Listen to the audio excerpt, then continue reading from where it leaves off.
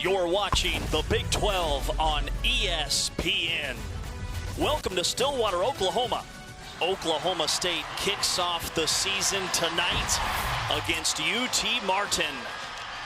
For the fans hungry for passion and excitement here at home, it's a new era of Cowboy football under head coach Mike Gundy. 62 newcomers, 13 new assistant coaches, and plenty of new players set to debut tonight here in Stillwater. And welcome inside T. Boone Pickens Stadium with 10-year NFL vet Lige Douzable. I'm James Westling. With all the new coaches, with all the new players, what does that say about where Oklahoma State is at? This is the era that we're currently in, James, in college football. So much transition and change from the rosters from year to year in out basis. And it's tough for coaches, right? Because you only get a short time period to get guys to buy into your culture, buy into what you're selling. And if they're able to do that, they can start the season off fast. No official announcement on who the starting quarterback will be here tonight, but whether it's Zane Flores, whether it's Haas Haney, it will be their first collegiate start here tonight. Now, the defense was a mess last year. Over 35 points per game allowed, over 500 yards. Passing defense was bad. So a complete overhaul on that side of the ball. Yeah, and you see the rankings right there. They struggled when it came to allowing teams to score yardage per game, but hope springs eternal because there's a lot of excitement because of the new defensive coordinator, Todd Grantham, coming in. He's coming in with an attacking style defense. You see some of the stops, just 2 years, the last 2 years, New Orleans Saints D-line coach. Go back to 2018 to 2021, Florida defensive coordinator. He's going to have an attacking style defense. They brought in some new players. He said the players that are haulovers, they've really brought into his system, and he believes that with his front four, this is the deepest D-line that they had, they're going to be able to get after the quarterback. Todd Grantham, the new defensive coordinator. There's a new offensive coordinator, Doug Meacham. And we will see the Oklahoma State offense first. UT Martin wins the toss. They defer to the second half. Brandon Sims is the kickoff specialist for UT Martin. An FCS program who's won 4 straight conference championships. They're no joke, Lige. Not at all. UT Martin is one of those top teams in the FCS. They lost in the second round of the playoffs last year, so there are some changes on the offensive side when you talk about receivers and quarterback, but Coach Jason Simpson always gets this team to play at a high level. And the 2025 season is underway for Oklahoma State. Sam Jackson, the return man, out close to the 30-yard line. And it does look like Haas Haney, after a 29-yard return, will make his first collegiate start here tonight. He's a redshirt freshman, a transfer from TCU. New offensive coordinator Doug Meacham was the wide receivers coach at his last stop, TCU, a season ago. And James, he said this is the fastest quarterback he's ever coached. We saw it last year. They used him in 4 games. The Cincinnati game, I believe he had 8 carries for 48 yards. He has a different type of speed when he gets into the open field. New running back for Oklahoma State, a hurdle from Caleb Hicks. A gain of 4 on first down. It's 2nd and 6. That's just the 3rd collegiate carry for Caleb Hicks, who was a highly touted prospect out of high school, went to Oklahoma, transferred after he entered the portal. He signed with Oklahoma State less than 24 hours later, and he picks up 1 here. Stevenson, the stopper.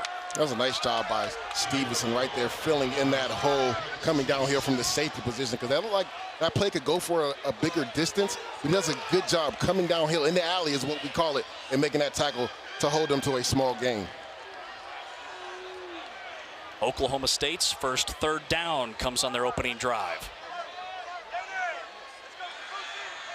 Twist up front, Haney. Too far out in front, it draws a penalty flag downfield.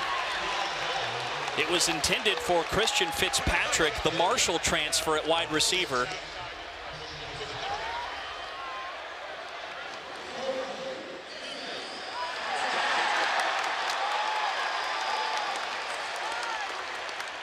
And that is Lamarion Pierce. one of the top cornerbacks in all of FCS, who's penalized. All right, time now for Legier's do's and don'ts. What are your keys to the game? The do's for the Oklahoma State offense. Get your young quarterback in a rhythm early. They just tried to go out there to Christian Fitzpatrick on the outside. Neither one of these young quarterbacks has actually thrown a pass in the game, so you want to get them in rhythm early. Haney delivers a strike. Terrell Davis on the receiving end. And no, Oklahoma State is knocking on the door.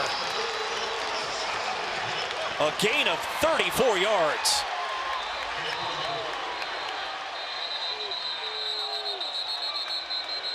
And the refs will come charging in to blow this play dead. Oklahoma State burned a timeout.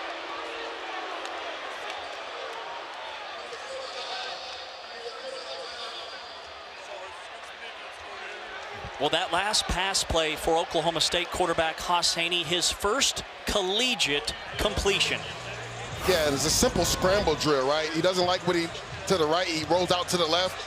And Terrell Davis just finds space out to the right sideline.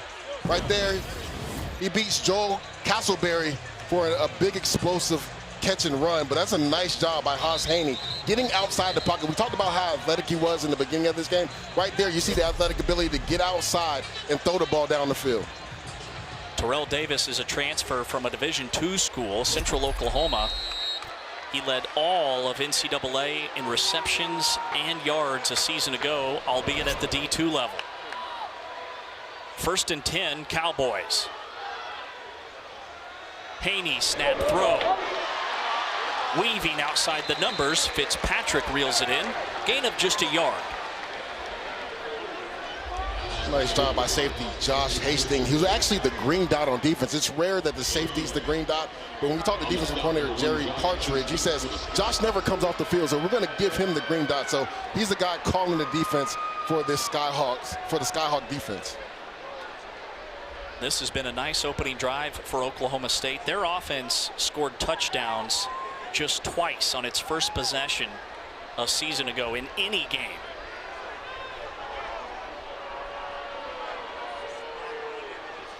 On 2nd down, run play up the middle, and Oklahoma State has marched down to the 18-yard line. That's a gain of 3 for Hicks. Big 3rd down for this Skyhawk defense. You're backed up in the red zone. Last time on 3rd down, you got a pass interference that gave the Cowboys life on offense. Let's see what defensive coordinator Jerry Partridge does. He went man coverage and blitz. This time I expect him to go zone coverage and let the front 4 guys rush. 3rd and 6 for the Pokes.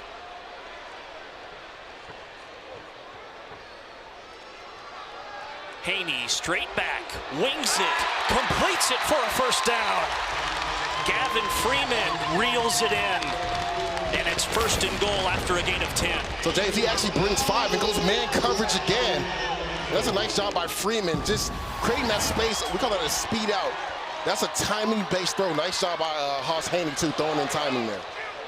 Haney chucks his first incompletion of the night as Oklahoma State goes tempo, and it brings up 2nd down and goal.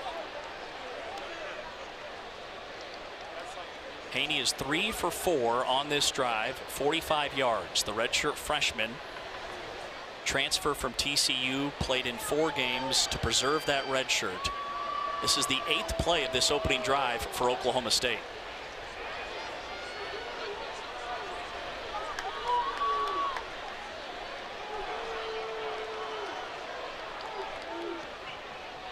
Haney keeps it.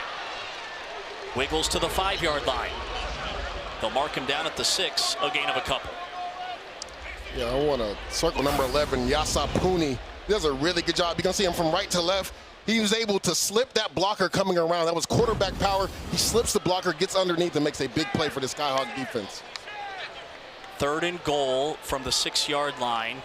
And Oklahoma State, the thing that's different this year, they have a lot of options with the dual threat quarterback. They have bigger receivers, a monster tight end in Josh Ford.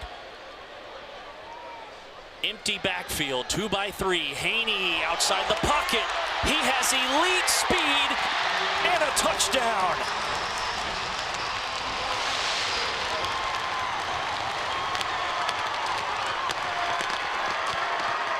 A 6-yard quarterback keeper, and Oklahoma State is on the board. This is a nice job by offensive coordinator Doug Meacham. He sends a receiver in motion. That means it's man coverage. And we talked about Haas Haney, right? His athletic ability. Right there, if you're the outside blitzer, you got to make sure you attack the upfield shoulder. You don't do that. Look at the speed that Haas Haney has. He gets to the left of the outside and gets into the end zone.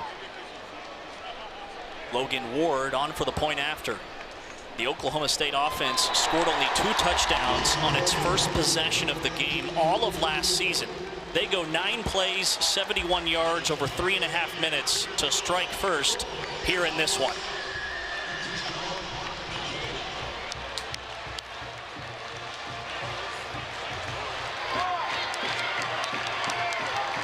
Well, James, you would have never known that was his first time throwing a pass in the game. He looked real comfortable in Doug Meacham's offense. Look at the left side of the screen. Number 29, Caleb Alamo for the UT Martin Skyhawks. He's a guy that has contain. They're sending 5. He gets too thick on the tackle right there. He loses contain. And because of the speed that Haas Haney has, he gets to the end zone. We talked about it before, James. Multiple third downs. Surprise, defensive coordinator Jerry Partridge continues to go man coverage. Because when you do that and you lose contain, that's what happened with a guy like Haas Haney who has that athletic ability. And how about the poise and just the overall comfort level for the redshirt freshman quarterback? Correct. I love what Doug Meacham did, right? Got him some easy throws, some screen plays right there. Also got him an off-platform throw to the left where he found Terrell Davis. And there, man coverage, he knows once that guy blitzes and gets thick on the tackle, there's nobody outside to contain. Let me just use my athletic ability, get outside and get to pay dirt. Wes Paul kicking off for Oklahoma State, boots it into the end zone for a touchback. UT Martin, the Skyhawks, they are quarterbacked by Jace Bauer, a transfer from Sam Houston. He was expected to be the starter last year at Sam Houston. He got beat out. Before that, he was a really solid quarterback at Central Michigan. Here he is to wrap up his career at UT Martin. He's a guy that's also athletic as well, over 490 rushing yards in his career at Central Michigan alone. So he's a guy that they'll run some quarterback power with quarterback counter, and he's not the smallest guy either. He's like 215, 220 pounds, James, so he's not easy to bring down. Coach Jason Simpson said he was excited for Jace to get this opportunity today. His dad was an NFL scout. He was his high school head coach. 1st and 10, UT Martin's first offensive play of the season. They swing it out in the flat. And it draws a penalty marker, 2 of them. John Gentry, the running back, leaking out of the backfield. A gain of 6 on the play, plus more with the penalty.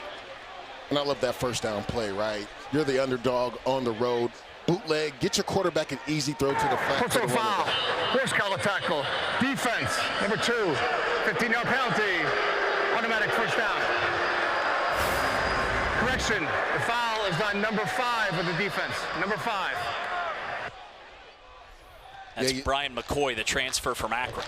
And that's the definition of horse collar. And it's tough for a defensive player, right? You're trying to run down, they run it back from behind. You go to grab on Clark, but he got inside of that shoulder pad and unweighted his hips. So that was an easy call for the refs. 1st and 10, UT Martin. Handoff, Gentry, who was the backup running back last year.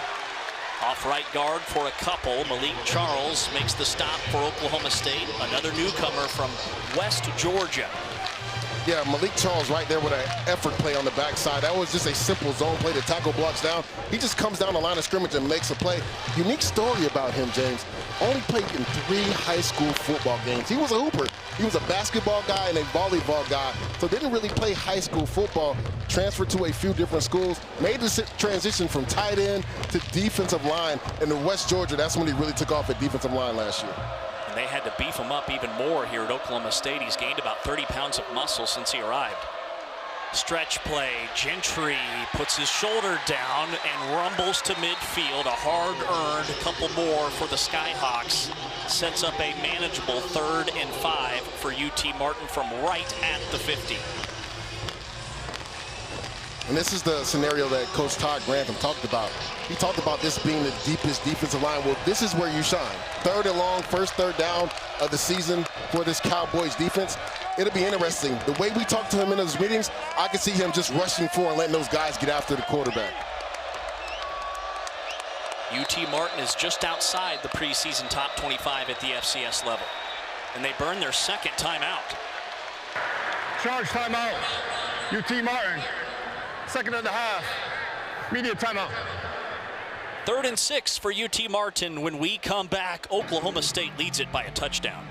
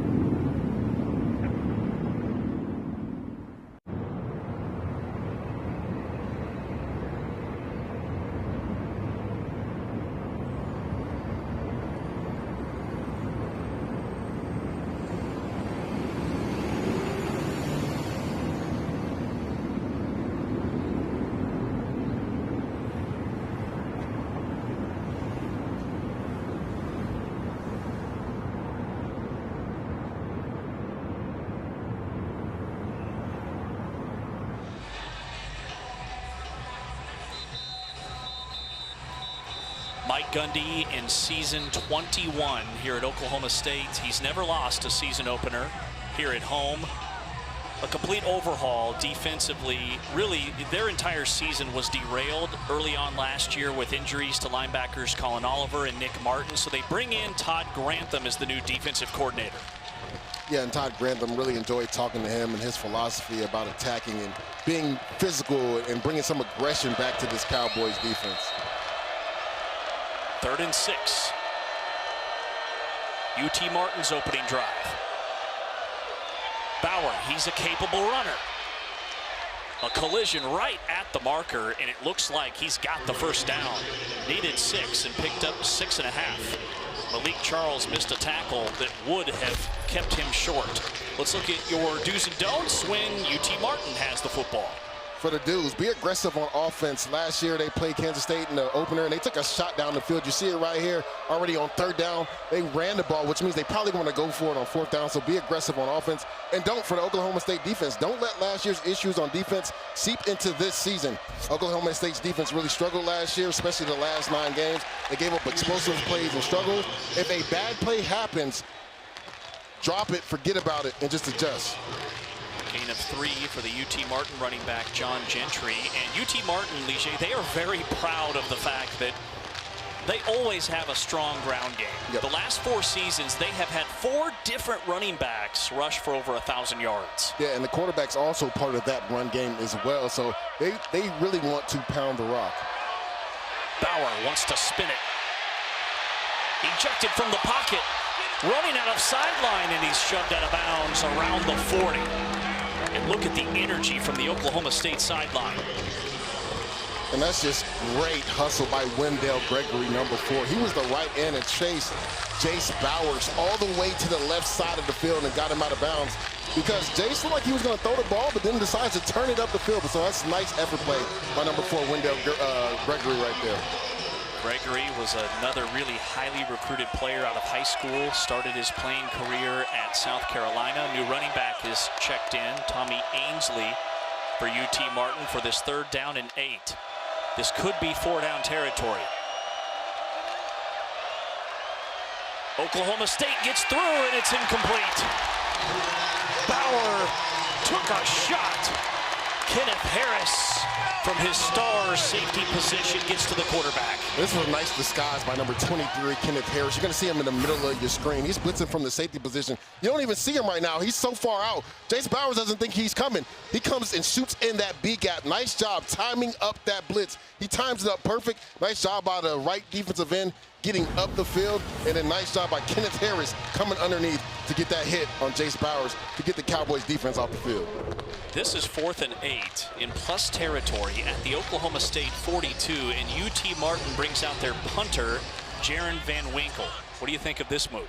I believe if it was more like 4th and 5, 4th and 3, they most likely go for it, but 4th and 8, the odds don't show in your favor. So they're going to play the field position game here, try to pin them back and make Oklahoma State go the length of the field. Nicely done. A sky kick, and it's reeled in with a fair catch at the 6-yard line.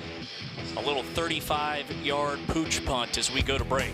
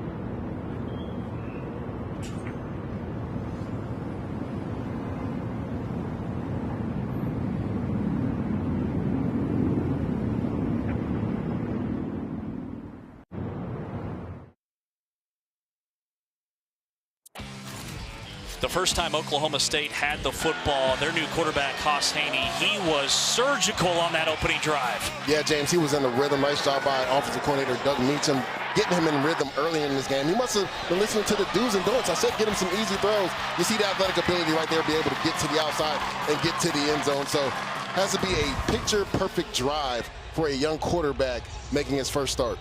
The offense was humming. The defense was bend but don't break. Last year, 7 of the last 8 Oklahoma State opponents scored points on their opening possession. Haney's numbers, 3 for 4, 45 yards, had the 6-yard quarterback scamper to the house. Backed up from the shadows of his own end zone.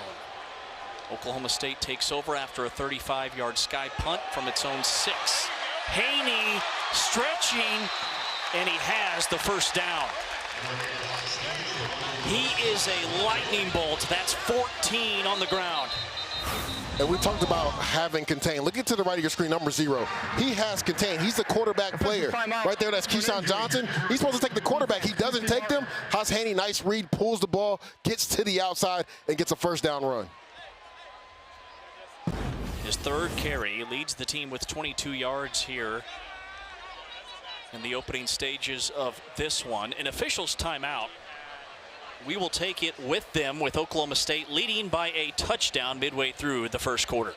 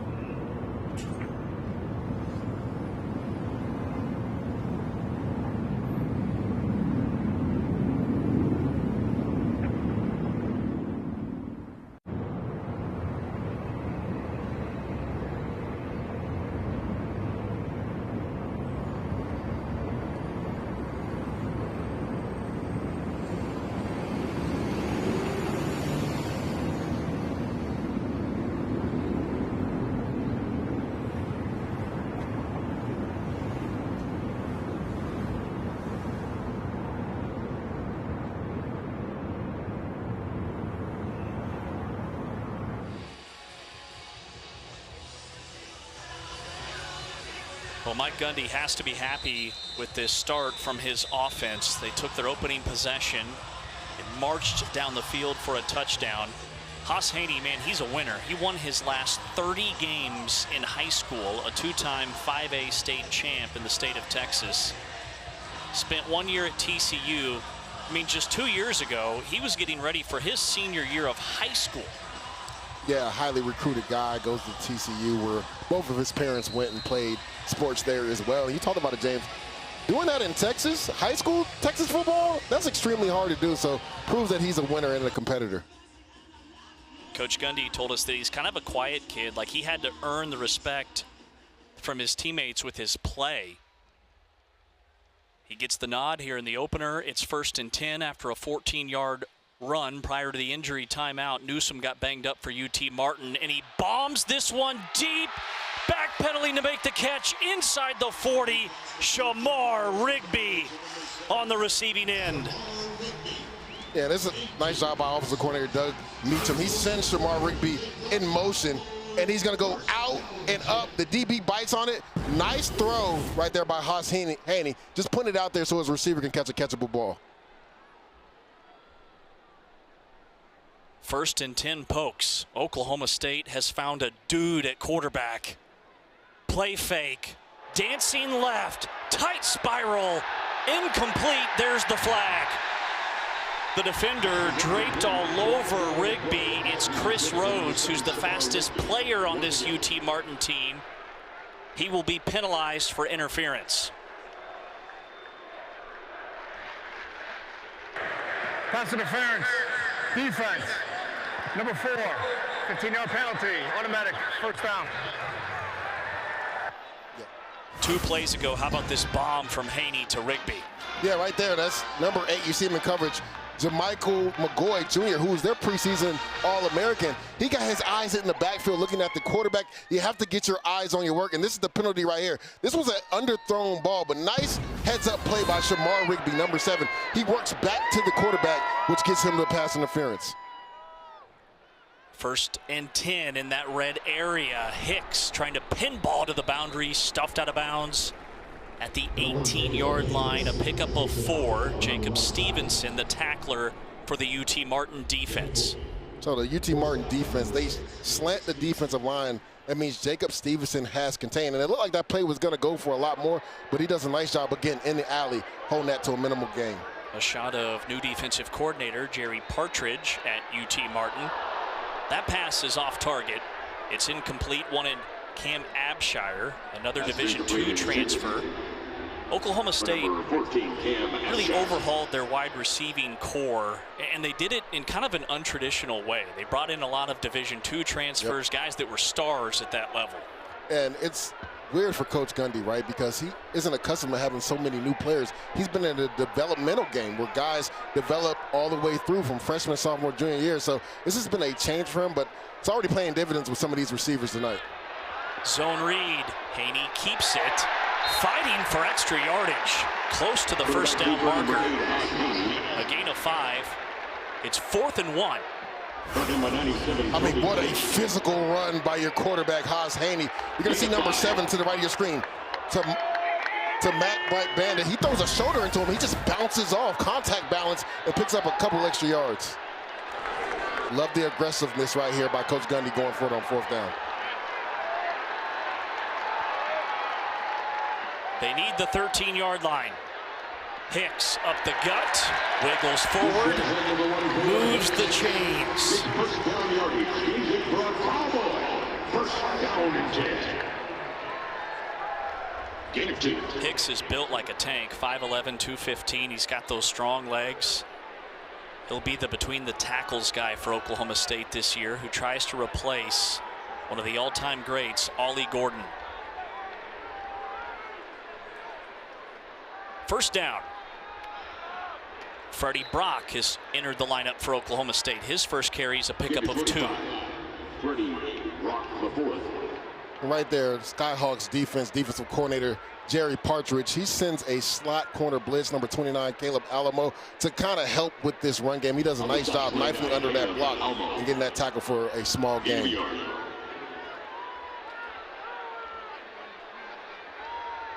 Brock is the quicker scat back among this running back group.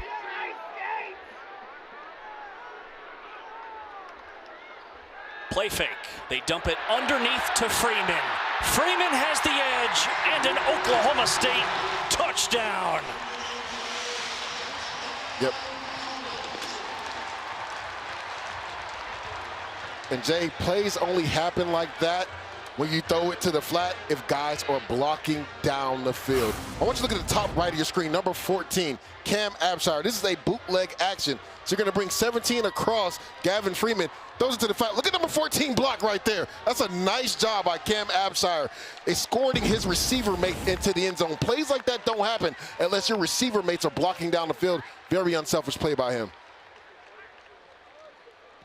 Point after is true. Haney has connected with 4 different receivers on 5 completions. He's accounted for both Oklahoma State scores, and it's a 2-touchdown lead for the Pokes here at home.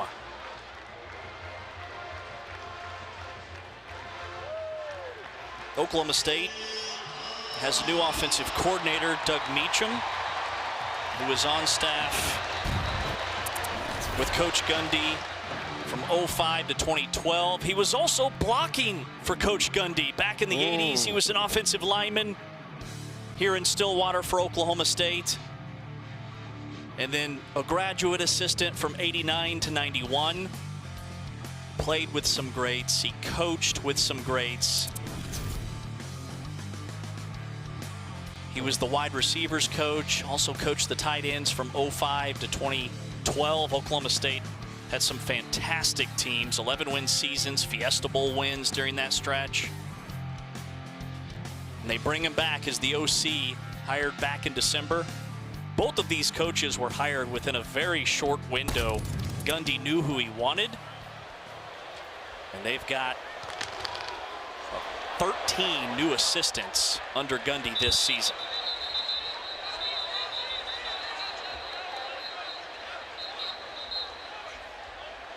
West Paul boots it out of bounds. That will draw a penalty flag. But what do you like about... Free kick, out of bounds. Kicking team, number 90. The ball will be placed at the 35-yard line. First down, UT Martin. You know, Doug Meacham told us the two questions that he gets from fans is, well, how does the team look in camp? And then the second is, are you going to throw the ball to the tight end?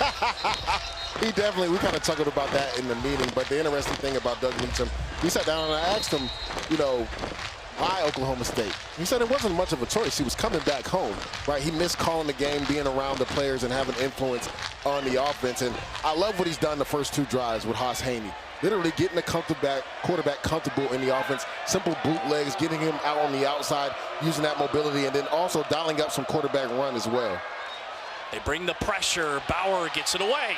Tight end Drake Martinez on the receiving end. That's a first down for the Skyhawks, and they are really high on Martinez. And that was a nice job by offensive coordinator Jason Simpson, who is the head coach. He felt like all-out pressure was coming. Little bootleg, everybody's coming. You're open up in the flat. That's actually a really good tackle by Brian McCoy Jr., who got hit with a horse collar earlier, because if he misses that tackle, it's nothing but space for Drake Martinez out there in the open field. They give him 9. It's second down and a yard. Gentry puts his foot in the ground, moves the chains, and for the second time in this first quarter, UT Martin is in plus territory. Jason Simpson, year 20 for him at UT Martin, 124 wins. And UT Martin, in the 14 years prior to his arrival, they had just 20 conference victories. He has done a fantastic job. I mean, 4 consecutive years of winning the conference. He's literally turned this UT Martin program around. First down, play action, Bauer outside the pocket, room to run. Angles out of bounds for a chunk of 8.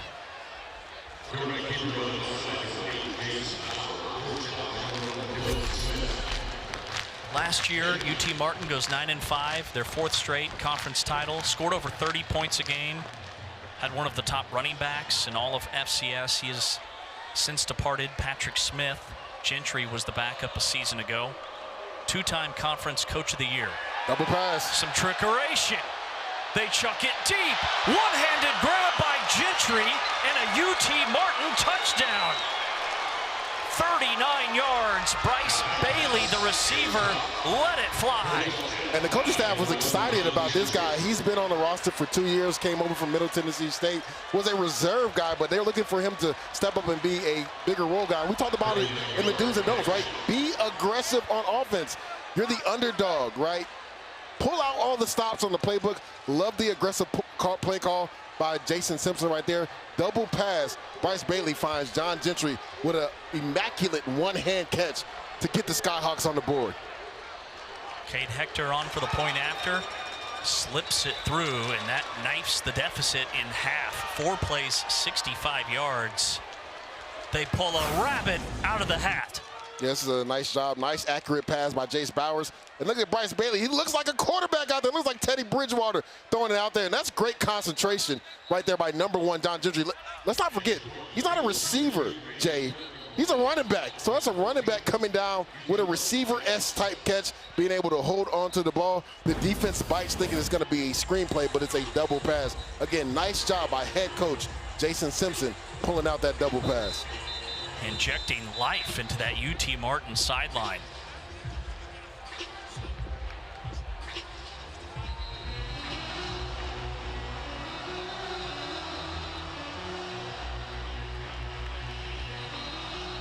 First ever meeting between these two schools. UT Martin is no stranger to playing FBS opponents. They beat Kennesaw State last year. They opened their season in 2024 against another Big 12 foe up in Manhattan against Kansas State. They also beat Memphis in 2012.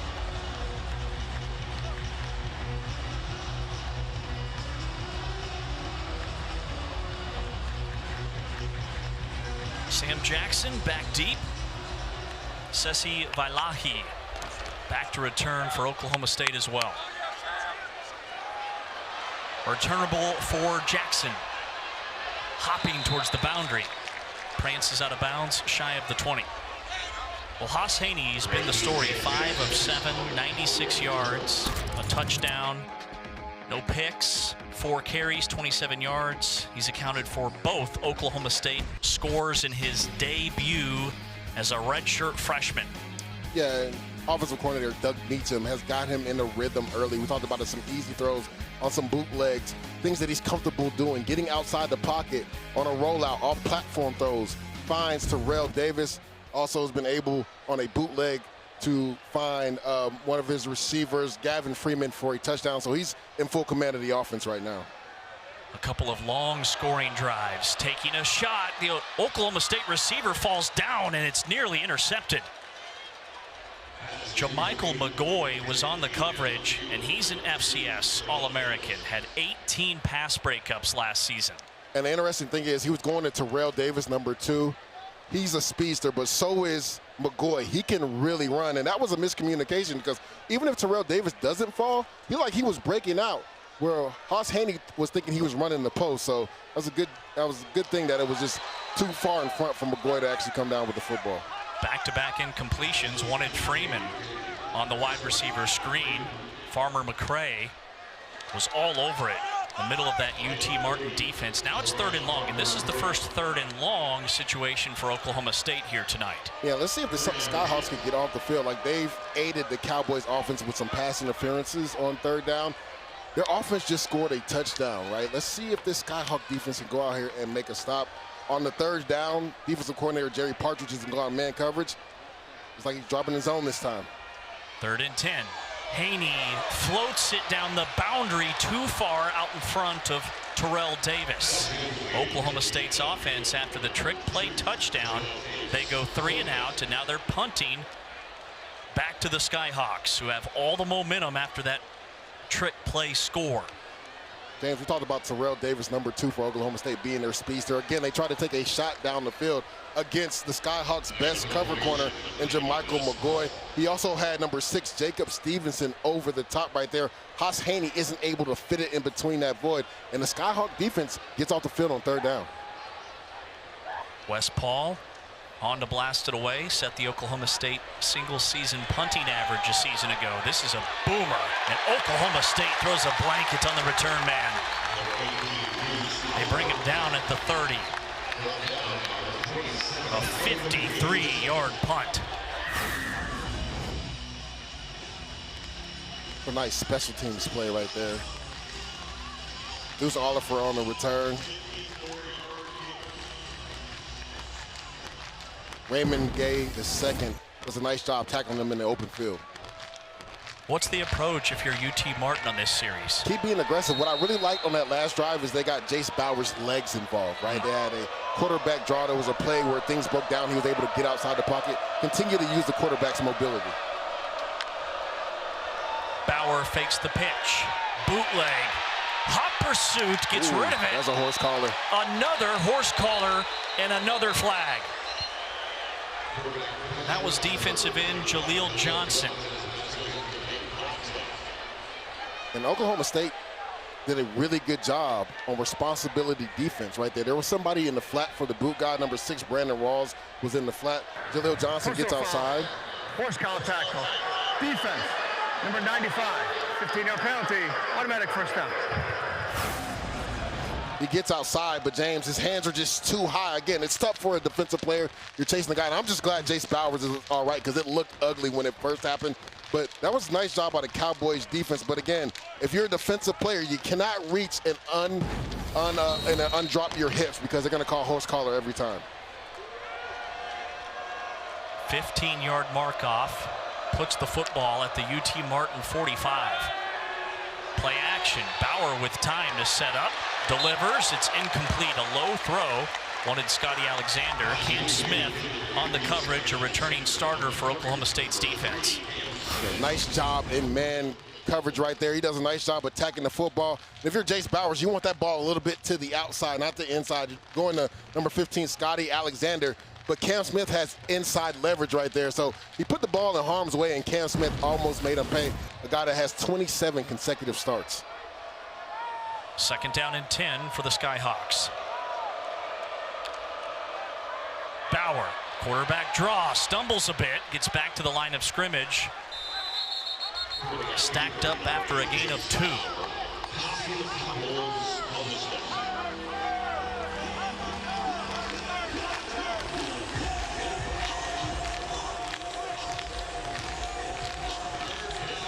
Third down and 8 to gain.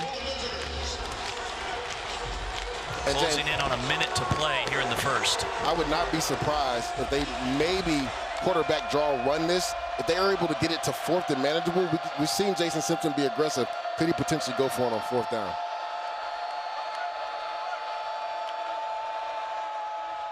Four-man rush. Bauer planted.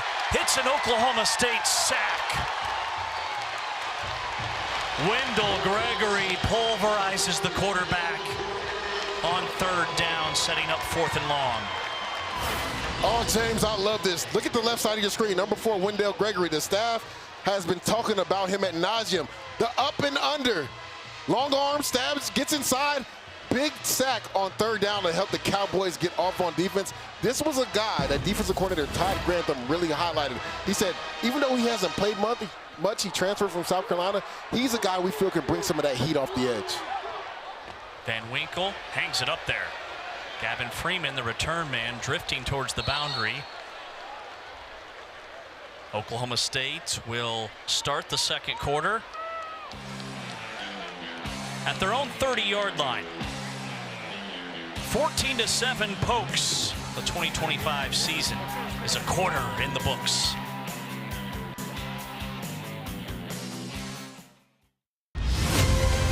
Oklahoma State Athletics is committed to remaining highly competitive in the new landscape of college athletics. And now more than ever, you can make the difference. A donation to the Posse Excellence Fund is the best way fans can support our mission. All gifts will go directly toward benefiting our student athletes. Make a difference today at okstate.com/posse.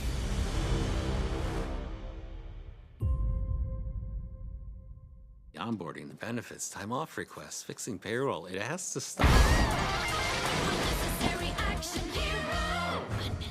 Was that necessary? No. Paycom automates everything. Get Paycom and make the unnecessary unnecessary. What do you want me to do? Cook dinner and pick her up from soccer practice?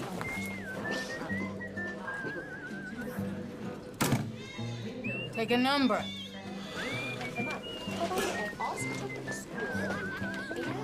Nobody likes to wait. Mercy is eliminating the wait for great health care. Our online tools mean you can get the care you need now. Mercy Now. More of what you need now. That voice inside is wiser than you know. It'll teach you to care for others first, and yourself second. Let your boots show where you've been, but your character shows where you're headed. The greatest thing it taught me was to give more than I take. But you gotta listen to your own voice and create your own legacy. Registering as an organ donor saves lives. Learn more and register at LifeShareOklahoma. Onboarding, the benefits, time off requests, fixing payroll. It has to stop. Was that necessary? No. Paycom automates everything. Get Paycom and make the unnecessary unnecessary. Oklahoma State is more than a university. We are a promise. A promise to inspire, to demand more from ourselves, and be leaders on a global scale. A promise to create, to solve the world's most complex problems, and to give back to our communities.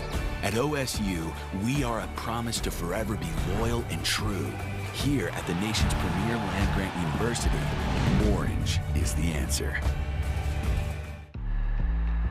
This field belongs to the ones who take it. This season doesn't come with a script. This is where everything is earned. And we mean everything. We don't do handouts here. You want the spotlight? Earn it. You want to shine different? Prove it.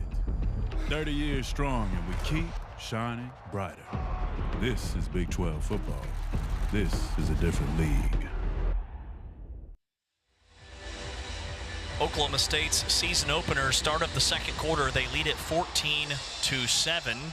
And Coach Mike Gundy told us that he would play both quarterbacks in the mix in this opener. So here's a look at Zane Flores after an Oklahoma State 3-and-out on their last drive. He's a redshirt freshman, but this is his third year in the system, in the program. He's a guy that's earned a lot of respect after being in the program for 3 years. And yes, he's not as good of an athlete as Haas Haney, but he can run the football. Hicks reverses field, and he's chopped down. A loss of a yard. Chris Rhodes comes screaming up to make the tackle, and it's second down and long. And that's a nice job by Chris Rhodes because he's the edge of the defense right there. We talked about it earlier, how the Skyhawk defense has lost contain. Right there, he does a nice job as Caleb Hicks reverses the field. He saw that outside leg down and get him down for a loss. The scout on Flores is that he's the best pure passer on this Oklahoma State roster, but to your point, the coach has said he can run better than you'd think.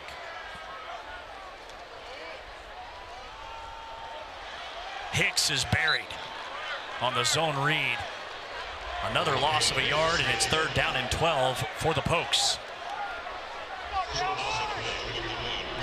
Chris Wilson making the tackle.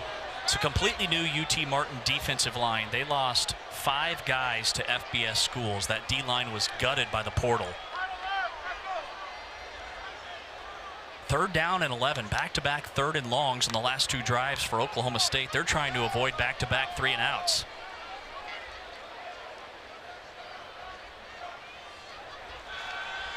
Flores with plenty of time, hums it to the boundary. It's caught, but shy of the marker. Sam Jackson nabs the catch, makes it fourth down and about 4 to gain. It looks like Coach Gundy will play the field position battle, and that's a nice job again. First down play, Chris Rhodes makes a tackle for loss, gets the Cowboys offense behind the 8-ball, third and long. That's a timing-based route, speed out, which we saw Haas Haney have a completion on the first drive, but just short of the sticks. That's a nice job by the Skyhawks defense. Well, Flores completes his first collegiate pass. Long drifting punt, backing up UT Martin for a fair catch inside their own 10-yard line. Deuce Oliver, the return man. 14-7, Oklahoma State leads it by a touchdown. A 52-yard punt from Wes Paul. Jace Bauer has been rock solid for UT Martin. They've really leaned on their ground game. They had the trick play touchdown, a 39-yard strike from a receiver to a running back. Their number one strength is their offensive line. They've got 9 guys coming back from last year's team. Yeah, led by center Josiah Tingley, who's a preseason OVC Big South first team member. He's the leader up front at center.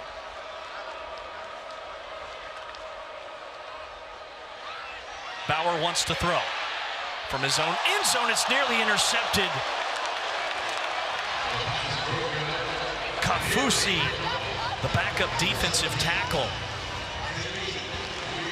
Yeah, and if you're Jace Bowers, you got to be careful, right? You're backed up against the end zone. You're backpedaling, heavy play action pass. Supposed to be a throwback to number 22, Drake Martinez. That's a nice job by Kafusi getting up. We're always taught as defensive linemen, if we can't get to the quarterback, get your hands up, get in that passing window.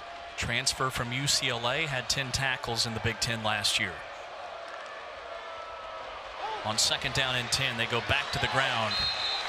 And not much running room between the tackles for UT Martin. Coach Gundy for Oklahoma State said this is the best defensive line he's had in his 24 years as a player / coach here at Oklahoma State. Yeah, and Todd Grandam said they're going to rotate probably 10 to 11 guys on the defensive front. We just saw Kafusi. He's a guy that on the depth chart is listed as the 3rd guy. He's already getting some play time. So they feel like they have some great depth at defensive line this year. 3rd and 9. 4-man rush. Bauer taking off. Bauer has the first down, and he slides to the 25-yard line. He is crafty. Johnson tracks him down for the tackle. And James, you asked what I liked about what the Skyhawks have been doing on offense. It's the mobility of Jace Bowers right here. He snaps the ball. He looks to his left, looks to his right, doesn't like what he sees. Watch number 1 up the middle, John Gentry. Watch him get a block right there to spring his quarterback free for that first down. Gentry picks up a yard over left guard. UT Martin averaged 440 yards a game last season. That led their conference. Over 160 yards on the ground. And Chris Franklin has checked in at tailback. A second-generation Skyhawk. His brother Sam was an All-American running back.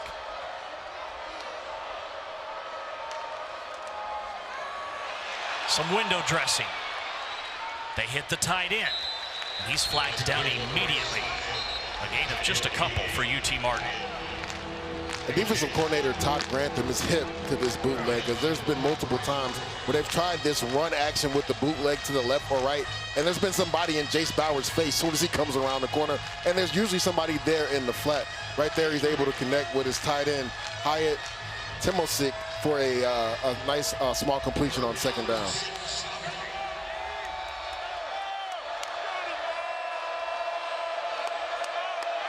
Third and 6. Pressure. Gets rid of it. Incomplete around the 40. And UT Martin is now 2 for 5 on third downs. He wanted Bryce Bailey on the out. And he had him. That was a timing-based route right there. They actually don't bring an extra guy. They go simulated pressure. They drop the left defensive end and bring the linebacker, Brian McCoy Jr. up the middle. He hits Jace Bauer right in between the numbers. Bowers is able to get it off, just can't get enough on that pass to complete it to Bryce Bailey for a first down. Freeman back deep for the Pokes.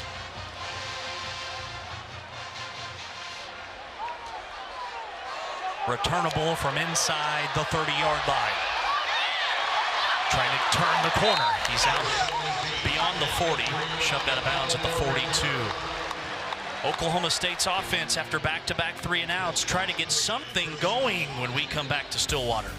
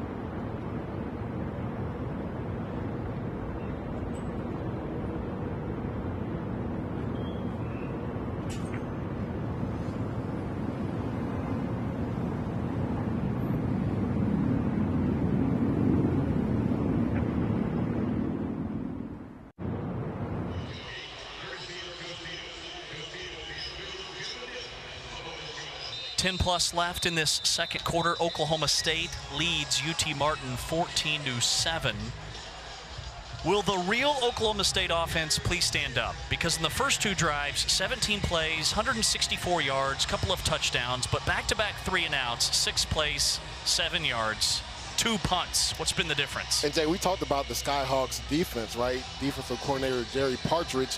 He was going a lot of man coverage on those third downs on the first 2 drives, and Haas Haney was able to get his rhythm and get in rhythm with receivers. But since they played a little bit more zone, the quarterbacks have struggled to find their receivers.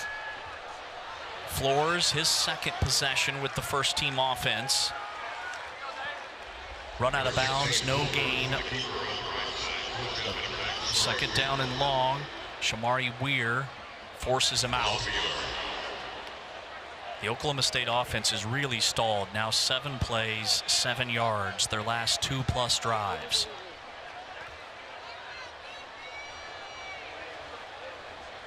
Freddie Brock, the transfer from Georgia State, is the tailback. He is shifty. He makes one man miss. Gets back to the line of scrimmage and nothing else. Tomac Bright Banda, the middle linebacker, with the tackle. And honestly, James, that should have been a pull read for Zane Flores. Right there, the defensive end crashes down. He gives it to Brock, and he actually makes the first guy miss. Too many men on the field for UT Martin. Free play for the Pokes, and Flores dances out of bounds after a gain of a couple. And that's a heads-up play by Zane Flores, right? They don't substitute. That means UT Martin can't substitute.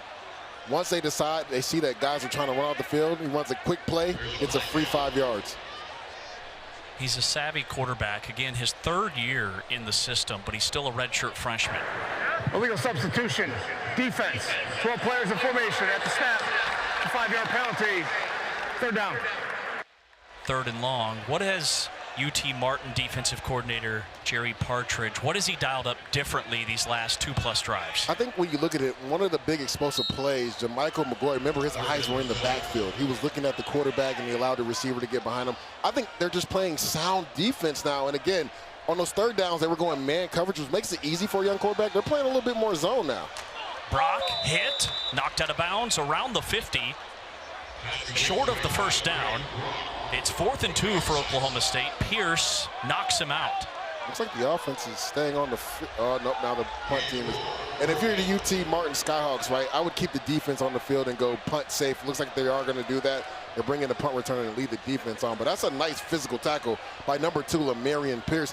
He is an aggressive corner. He likes to show up and run support. You see it right there. Little pass to the flat. He comes downhill and makes a tackle to stop the Cowboys from getting a first down. Well, since the midway point of the first quarter, it's been a field position battle. Oklahoma State hasn't picked up a first down on their last 3 series. High, short punt from Paul. Helicopters out of bounds at the 15.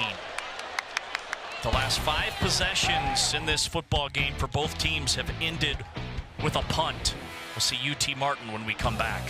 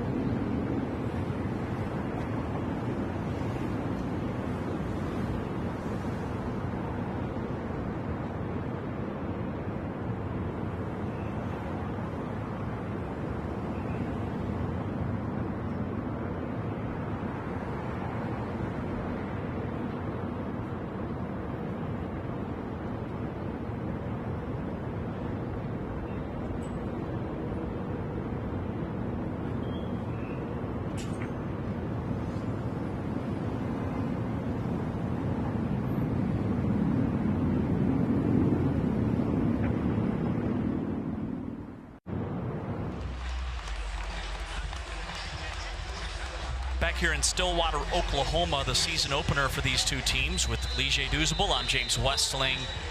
UT Martin hanging around in this defensive battle. Their first 4 drives, a punt, and then a trick play touchdown. Back-to-back punts. But offensively, with Jace Bauer at quarterback, he's an experienced guy. You just sense that UT Martin is close to breaking one open. Yeah, they've had a few plays. We talked about on that last third down. Oklahoma State sent some simulated pressure. It was a timing-based route between Jace Bowers and Bryce Bailey. He just barely missed them. So to your point, James, he's done some good things at quarterback with his legs. Now they have to get that passing game going to marry the run game with Jace Bowers. 5th possession of the night for the Skyhawks, and the running back is clobbered. Demarion Thomas, the defensive tackle, a nice addition to that group up front for the Pokes. 337 pounds, a transfer from Vanderbilt, where he started all 13 games a season ago. And you'll see different teams. They put the D tackle in the zone where you see the guard go down. So the Demarion Thomas, he has to choose between the quarterback and running back. He gets downhill and is able to get a tackle for a small gain. 2nd down completion to Faison Wilson. They are really high on this receiver, transfer from Akron. He didn't play last year for the Zips, but he was listed as a conference preseason player to watch. Great size, catches everything. I like that play call because you want to cut 2nd down and have to make a manageable 3rd down. Little spot route, big receiver. He sets up like a power forward and is able to get 4 yards there, give you a manageable 3rd down. Has not had a drop all camp. 3rd and 5 for UT Martin. 4-man rush, Bauer pocket caving in, and Bauer's going down. Wendell Gregory, a flag is out on the play. It's a 2-yard sack.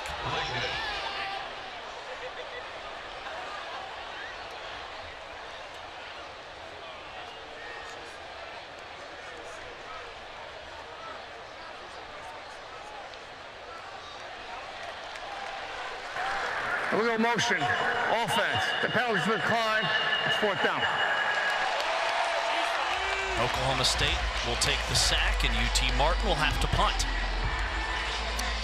The defensive coordinator, Todd Grantham, said he wanted to unleash this D-line right here in the middle. Number 95, Jaleel Johnson. Yes, Wendell Gregory gets the sack, but watch how he gets up the field and just creates havoc right here to the left, middle of your screen. Inside counter move, gets up the field, makes Jace Bowers move, and then he steps right into Wendell Gregory.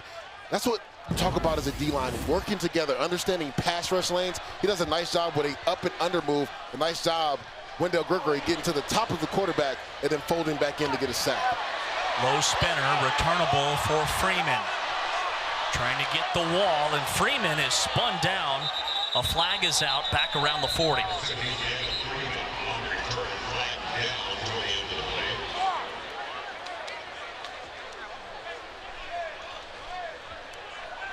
.44-yard punt, 5 on the return. During the return, holding, receiving team, number 27. 10-yard penalty, 1st down, Oklahoma State. Well, the first couple of drives in this football game, they were clean, they were action-packed, fast-paced.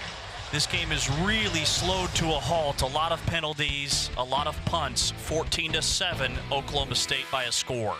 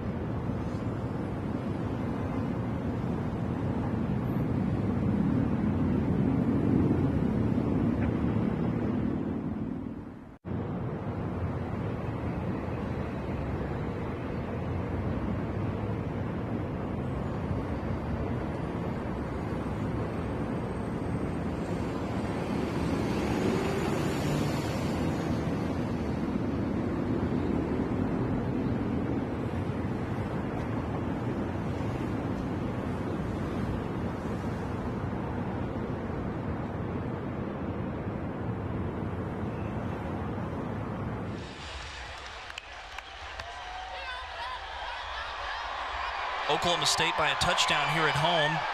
Well, you can get all of ESPN college football all in one place with the all-new ESPN app. Unlock with the ESPN Unlimited plan or simply log in with your TV provider. Your one-stop shop for all your college football this season. Zane Flores back in his third possession with the first-team offense. They split reps in camp. It was a two-man battle between Zane Flores and Haas Haney. He completes his second Oklahoma State career pass. Sets up second down and 3 for the Pokes. Up the gut by Lahi. Close to the first down marker. Redshirt sophomore.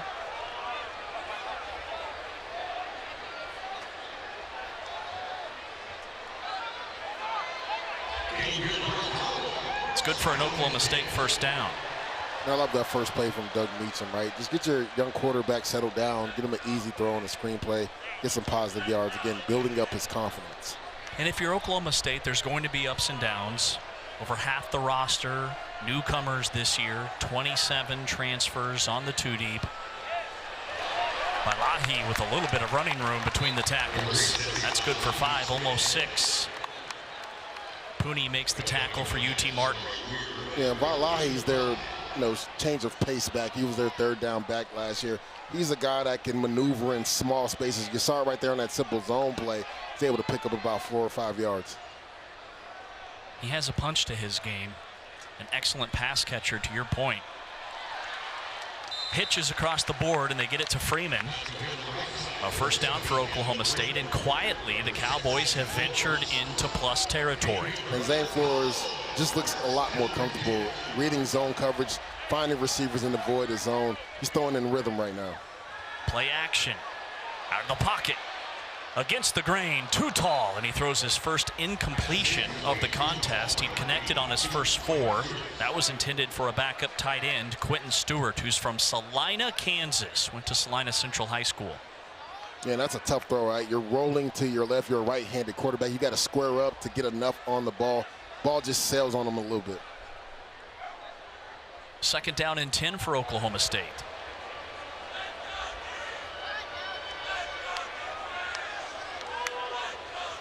Flores was the 2022 Max Preps Nebraska State Player of the Year.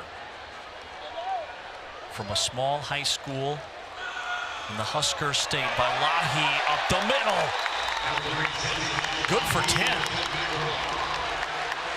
His second first down run of the evening. I want you to watch number 40 to the left of your screen, Josh Ford. This is a simple zone play left to right. He does a good job cutting off that defensive end, creates that canvas right there for Balahi. And you talked about it, James. With his explosive ability, he gets downhill and gets a first down run. Quick throw to Cam Abshire.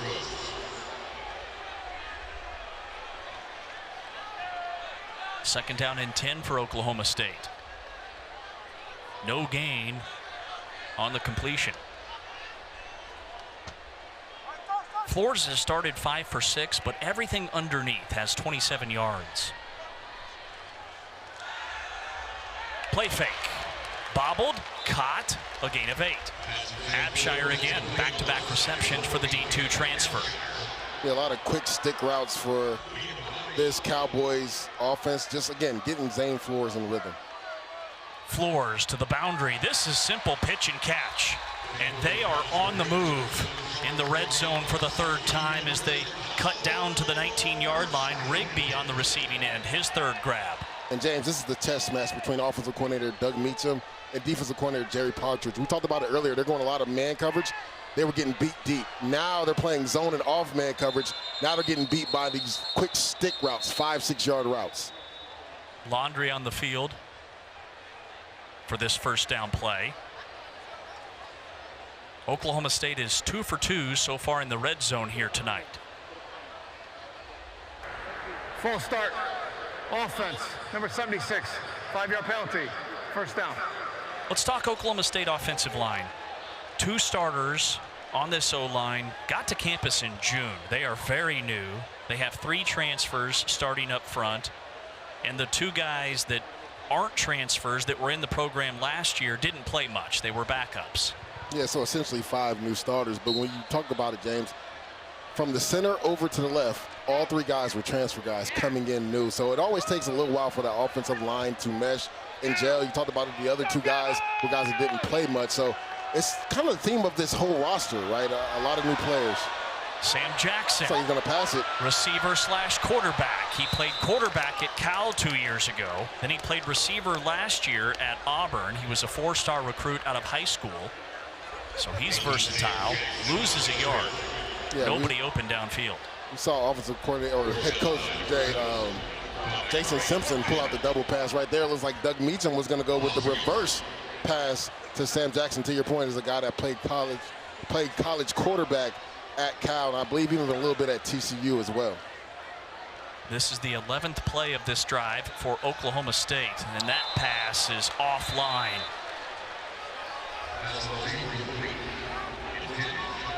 Dwayne Lofton, the intended target.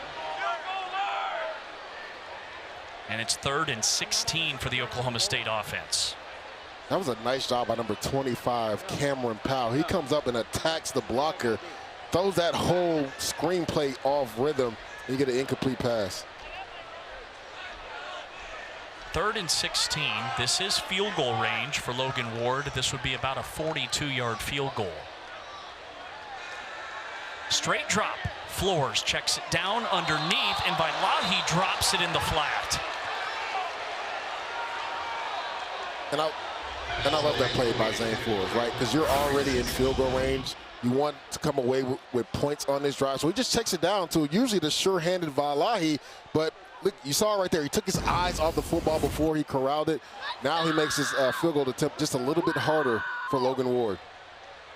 Ward went 4 for 8 last year from 40 to 49. This is a 42-yard try.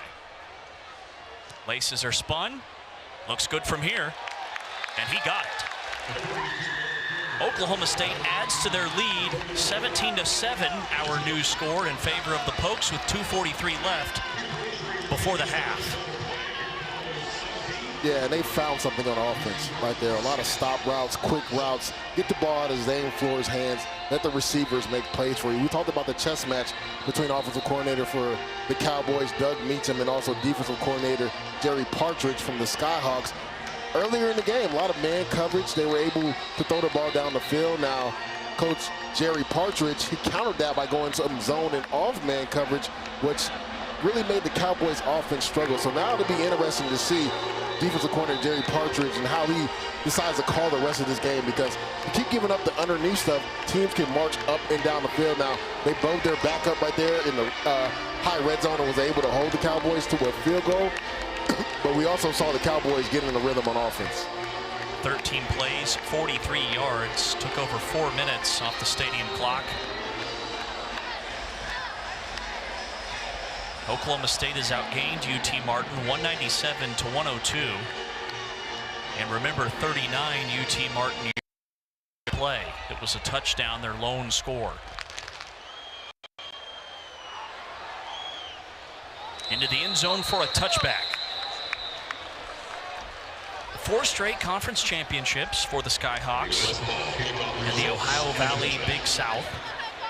Won 9 games a season ago, lost in the second round of the FCS playoffs. Just 7 returning starters, but they've added 15 transfers from FBS schools, including this guy, Jace Bauer, their quarterback. Preseason league poll just behind Tennessee Tech, UT Martin receiving votes in the preseason top 25. And James, this is a big drive for the Skyhawks offense, just because there's 2:43 on the clock. You have 1 timeout. You also have the 2-minute timeout as well. But you don't want to give this ball back to Oklahoma State. Remember, the Skyhawks get the ball coming out at half. And that was the biggest hole of the night for John Gentry.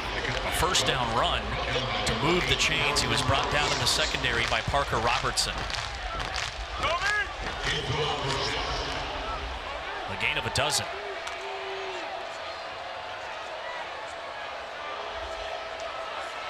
Yeah, and I think Coach Jason Simpson knows this. He's taking his time because he wants to be the last team to possess this ball before half. Stretch play. Cuts it back, and Gentry belted at the 40. Picked up 4. And that should take us to the 2-minute timeout. Oklahoma State tacks on a field goal. They lead 17-7. We've seen both quarterbacks, Haas Haney and Zane Flores, but UT Martin with a chance to make it real interesting before the half.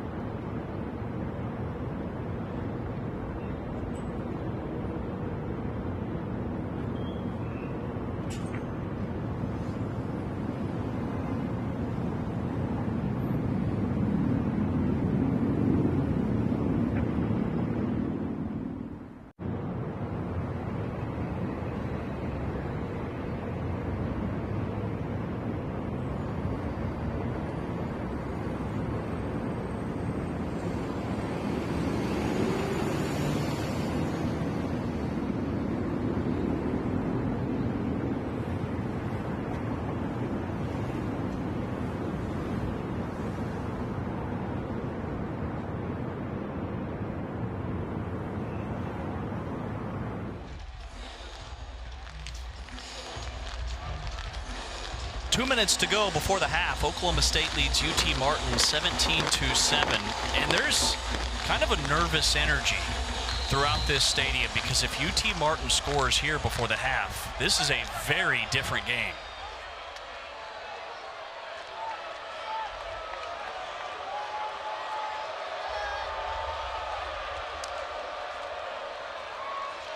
Bauer to Gentry. His knee hit the turf.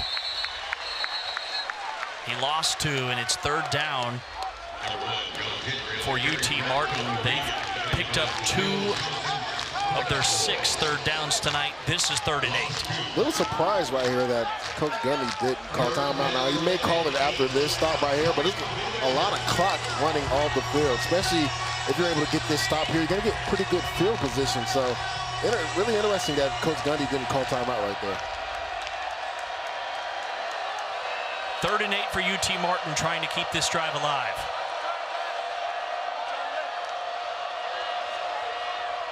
Gentry knifing to the 43-yard line, not close to the first down. Malik Charles, the stopper, makes it 4th and 5. And there's the Oklahoma State timeout. They still have 2 in their pocket. Charge timeout. Oklahoma State, first and a half. It'll be a 30-second timeout. Please reset the game clock for 1 minute and 12 seconds. 1, 1, 2. So we'll add 2 seconds to the stadium timer. 4th and 5 for UT Martin. Yeah, if you're Oklahoma State, why not try and get the ball back and at least take 1 shot? And I believe that's why he called timeout, right? 1 minute and 12, 2 timeouts. That's plenty of time to move up and down the field and try to come away with points right before half. as we talked about before, remember the Skyhawks get the ball coming out at half. So this would be big if Oklahoma State can walk away from this drive with some points. Jaron Van Wiegel on the punt for UT Martin. Freeman's been the return man for Oklahoma State.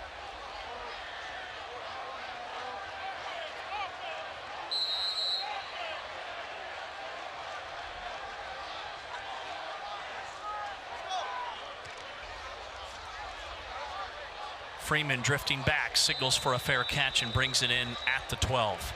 Leger, your thoughts on the two Oklahoma State quarterbacks we've seen in this first half? Haas Haney got the start, and then it's been Zane Flores the last 4 possessions. Yeah, the offense was more efficient with Haas Haney in the game. Obviously, the run game opens up as well because he's so electric on the edge with his legs. Also, the deep passing game opened up because of the mobility of Haas Haney. When Zane Flores has been in the game, it's been a lot of quick game, right? Run game hasn't been as prevalent, but he's gotten in the rhythm the last 2 drives. I believe offensive coordinator Doug Meacham has done a really good job throwing some timing-based routes, some quick hitters, just to get the young quarterback settled down. On first down, they run it with Caleb Hicks. Hicks to the 20-yard line. Picks up a chunk of 7. Under a minute to go, clock churning here in this second quarter. A look at Doug Meacham, the new offensive coordinator. Comes over from TCU. Was blocking for Coach Gundy back in the day. Spent 8 years on staff from 05 to 2012. A gain of a yard. It's third down and short for the Cowboys. Looks like we maybe have a player down.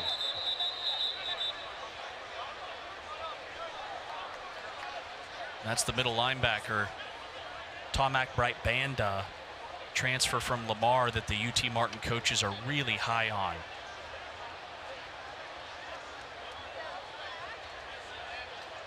Yeah, Coach Parker said even though he's the middle linebacker, they'll put him on the edge, and we've seen some of that already on third downs because he can really get after the passer as a rusher. Did a lot of that at Lamar University where he transferred over from. So he's one of those guys that they brought in to bring some tenacity and also a lot of experience on that defense.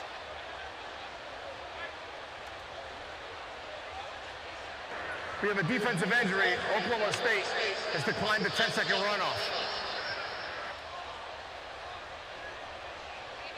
Third down and a yard for Oklahoma State. They declined the runoff, so 35 seconds on the clock. If you're Oklahoma State, what adjustments are you trying to make at halftime? Yeah, first and foremost, if Zane Flores is going to continue to play in this game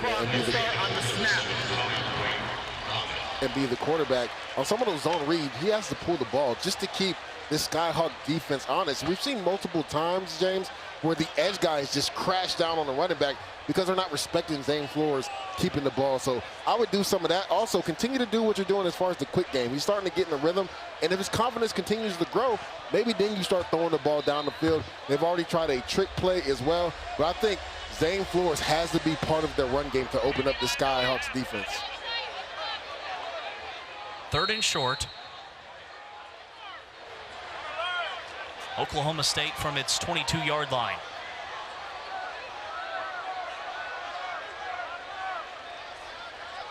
They run it. Hicks sneaks between the tackles. He has the first down. A gain of 4. It's a nice, tough run by Hicks because Jacob Stevenson, number 6, met him in the alley, but he was able to make him miss and fall forward for a first down. Hicks again, trying to stretch it to the sideline, and Hicks is going down. Chopped down after a loss of 1 by Josh Hastings. Looks like Coach Gundy's content. Going to take it in the half. 4 straight carries for Caleb Hicks to wrap up the first half. Oklahoma State leads it 17-7. The Cowboys turned out 208 yards of total offense. Haas Haney has accounted for both Oklahoma State touchdowns, but we haven't seen him since the 3rd drive of the game. Mike Gundy trying to stay perfect in home openers. Cowboys by 10 here at intermission.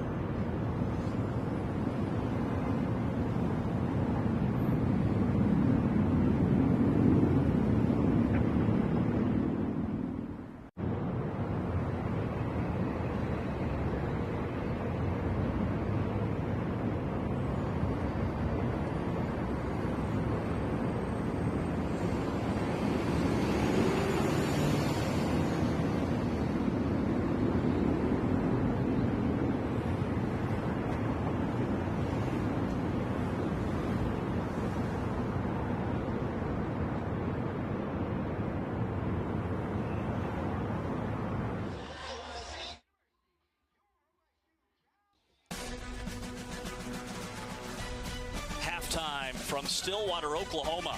The opener for the Oklahoma State Cowboys hosting UT Martin.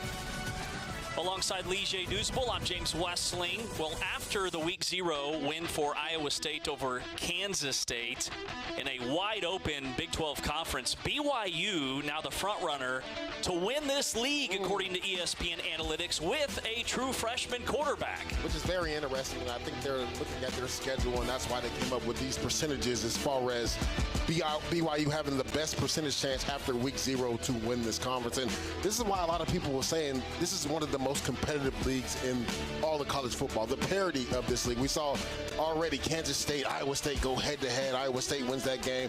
They maybe tick up a little bit in percentages to win the conference. Kansas right there, that's an interesting one, James, because me and you have had the discussion. We think they could be a dark horse in the Big 12. They looked really good against Fresno State last Saturday in their Week 0 opener. All right, mark your calendar. Some notable Big 12 games. September 20th, Arizona State, the defending champs, they will be tested right away. They go to Baylor to play in Waco in the month of September, and then Texas Tech, Arizona State, the holy war between Utah and BYU. Texas Tech November 1st, they'll be tested in Manhattan against Kansas State, and then Iowa State and TCU on November 8th. Yeah, that first game you highlighted, James, September 20th. If you're looking for good quarterback play, that's a game you tune in for. Sam Levitt for Arizona State and also Sawyer Robertson for Baylor. And we talked about Kansas being a dark horse. The Baylor Bears with Dave Aranda, they could be a dark horse as well.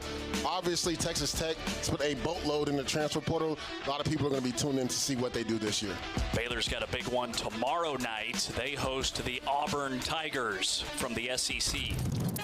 A lot of turnover, not just here at Oklahoma State, but collectively in the Big 12. Notable incoming transfers. Connor Wegman from Texas A&M to Houston. Caden Salter named the starter at Colorado. Then a pair of receivers. Chase Sowell comes to Iowa State from East Carolina. Jordan Dwyer expected to be a big part of the TCU passing attack.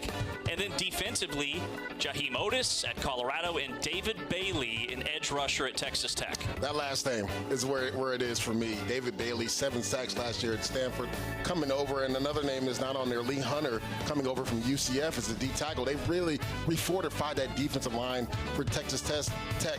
Really love TCU getting Jordan Dwyer at Idaho last year. Over 80 catches and over 1,000 yards. He'll really help make that an explosive offense for the Horned Frogs. A lot of high-profile transfers in this league. How about Wegman at Houston, the Texas A&M transfer? He's never really been healthy, but he's as healthy as he's ever been going into this season. And that's the thing. We've seen glimpses of him play elite football, and then there's been other times when he's been banged up, and he hasn't been consistent. So it'll be interesting. With a new shot at the University of Houston, can we see that Connor Wegman that is consistent? Halftime from Stillwater. Coming up next, Inside the 12 studio takes a look at the Week 0 Big 12 quarterbacks.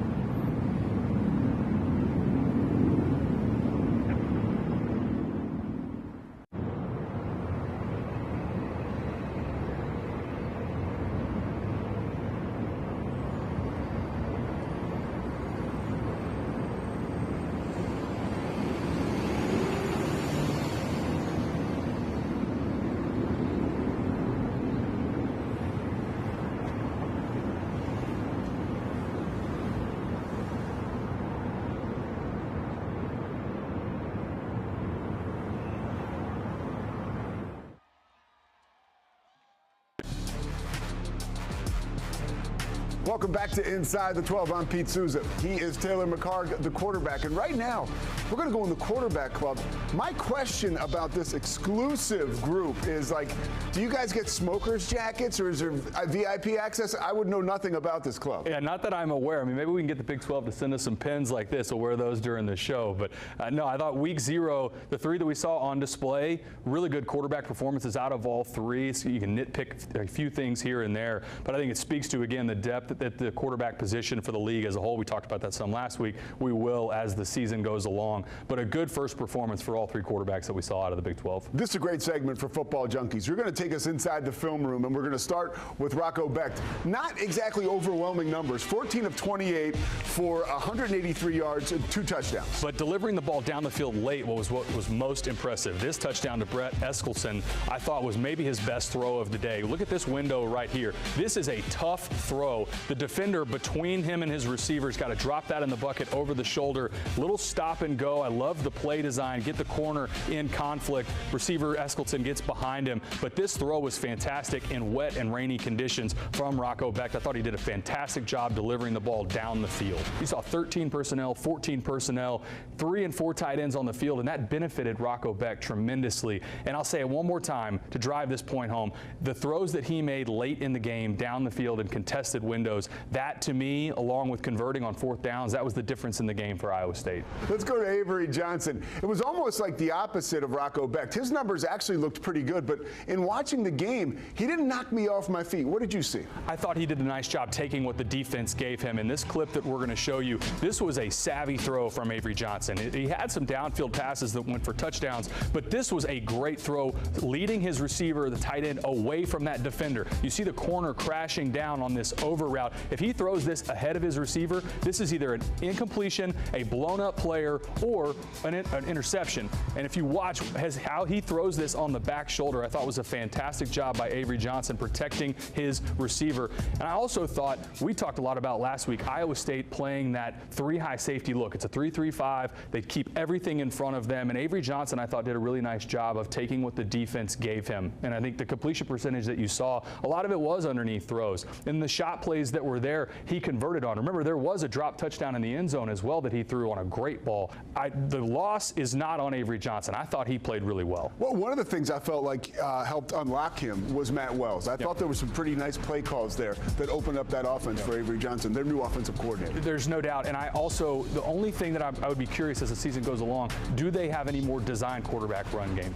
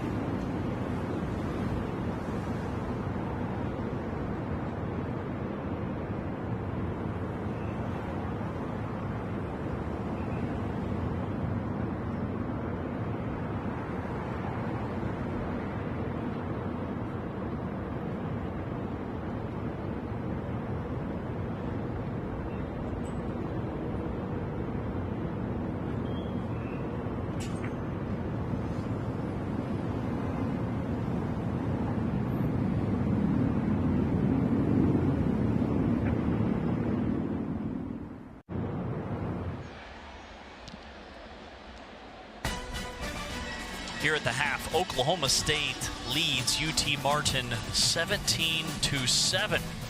Mike Gundy, the head coach at Oklahoma State, trying to stay perfect in home openers, and it got off to a great start for Oklahoma State. Redshirt freshman quarterback who's not expected to play the rest of the way. Haas Haney looked really impressive.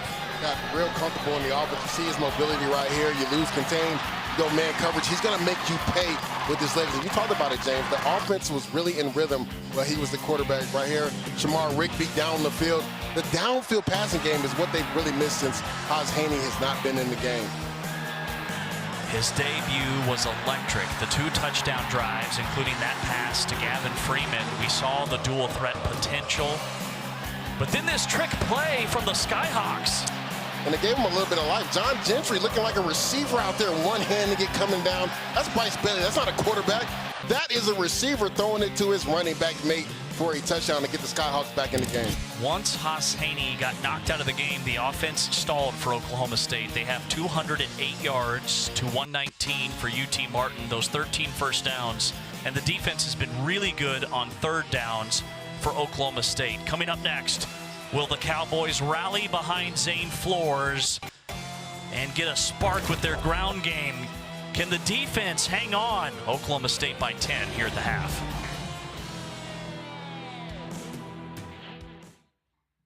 Power. It's more than what lights our homes. It's what you do with it, and you do wonders. That's why we work every day to make the way we bring you power even better. Because every moment matters, so we're making your power even more reliable.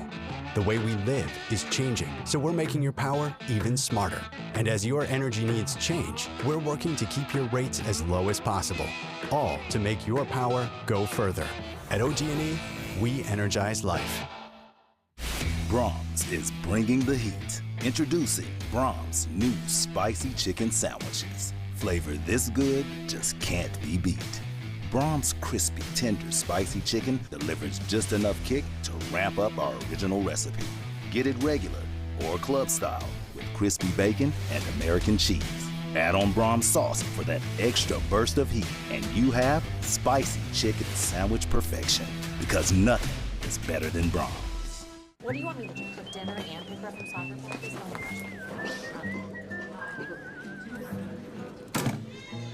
Take a number.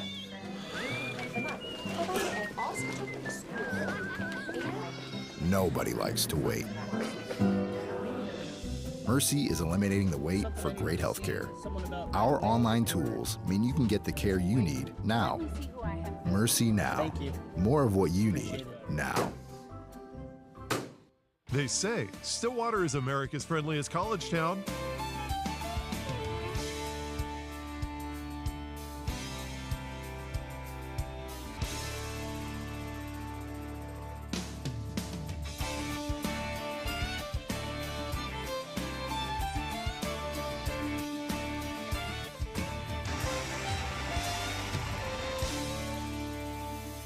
Find out why Stillwater is America's friendliest college town. Oklahoma State is more than a university. We are a promise to inspire, to demand more from ourselves, and be leaders on a global scale. A promise to create, to solve the world's most complex problems, and to give back to our communities. At OSU, we are a promise to forever be loyal and true. Here at the nation's premier land-grant university, orange is the answer. This field belongs to the ones who take it. This season doesn't come with the script. This is where everything is earned, and we mean everything. We don't do handouts here. You want the spotlight? Earn it. You want to shine different? Prove it. 30 years strong, and we keep shining brighter. This is Big 12 football. This is a different league.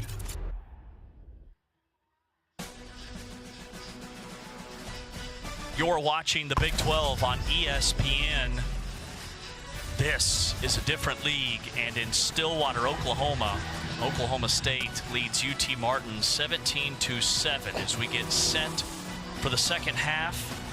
The redshirt freshman quarterback Haas Haney, 5 for 10, 96 yards, had completions of 41 and 34 yards, and led Oklahoma State to back-to-back scoring drives.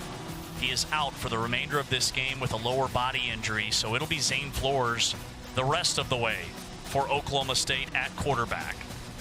James, that's a crushing blow because the young quarterback was finding his rhythm, right? 3 drives, I believe 2 touchdown scores on those drives. Not only using his mobility, but also being able to throw the ball down the field. You talked about the completions down the field, and that's kind of stalled out for this Oklahoma State offense. They have not been able to throw the ball down the field, and even the run game hasn't been as consistent because you always have to respect Haas Haney keeping the ball and getting out on the edge. UT Martin won the toss, deferred here to the second half, so we'll see the UT Martin offense first to start the third quarter. They ran 18 rushing plays, only threw the ball 9 times, and one of those was a wide receiver on a trick play. Do they open up the playbook through the air more in the second half? And that's the thing, right? Jace Bowers has kind of been their best weapon, not only on the ground, but he's had some timing-based throws. I think they got to be able to get that passing game going, to get John Gentry and Jace Bowers in the run game going as well, to loosen up this defense. The one thing they can't do is be in 3rd and long, because Wendell Gregory has ruined this game off the edge. 3 sacks, which ties the Big 12 record for a freshman for sacks in the game with Alden Smith all the way back in 2009. Breaks the record that was set by a Missouri Tiger back in the day. Gregory's, to your point, redshirt freshman that was a top 200 player out of high school. I mean, he was a high 4-star, played 1 year at South Carolina, only played in a couple of games, picked up 1 tackle. Yeah, Todd Grantham really highlighted him. He was like, this kid hasn't really played. He's transferring in from South Carolina, but he's been a game wrecker at practice, and we feel like he can really create havoc off the edge, and he did that in the first half for the Cowboys defense. After a 3-yard pickup in the hole, they convert.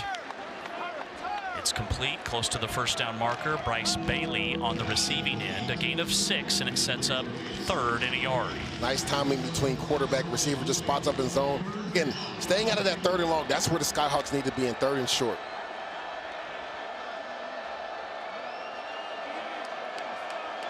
UT Martin 2 for 7 on 3rd downs.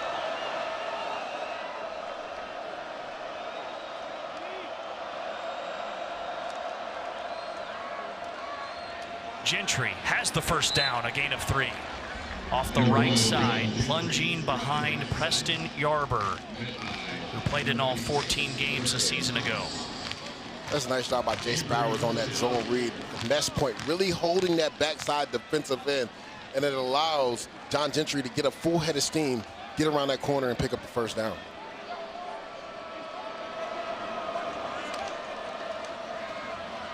Back to Gentry. Gentry churning those legs for a gain of 6 yards. Transfer from Sam Houston, a Houston native, 3-star recruit out of high school, and an injured player for Oklahoma State, David Kabongo, backup safety. Officials timeout for an injury. He's expected to be a key part of this Oklahoma State secondary. Had some big games last year as a freshman, had 7 stops against Colorado. First time an Oklahoma State true freshman had that many tackles in a game since 2018. But UT Martin, they come out in this 3rd quarter, and it's ground and pound. Yeah, and I talked about that being some of their better offense, Jace Bowers getting him involved, but that was just a physical run right there on a simple zone play by John Gentry, refusing to go down. You talked about it, James, churning his legs to get extra yards. It's a good thing that Kabonga is flipped around, seems like he's moving, just hoping that he's able to get off the field and return to the game. How would you evaluate the UT Martin offensive line? I know that Gregory's got those 3 sacks, but have they held their own against a team that's bigger, stronger, and faster? They have, and we talked about it earlier in this game, that they're the strength of this team, right? 9 guys are in rotation that came back from last year, led by Josiah Tingley, number 62, their center, who's preseason all first team OVC in Big South. They've done a really good job. Now, they've been in some bad situations when you talk about 3rd and long, because that's when the defense can really just pin their ears back. But you see it right here on this drive. They're able to get some movement in the run game. And if they stay ahead of the sticks, that's going to be beneficial for that offensive line. A look at Jason Simpson, year 20 at the helm. His son has a big game on Saturday. His son is Ty Simpson, who was named the starting quarterback at Alabama. 5-star high school prospect.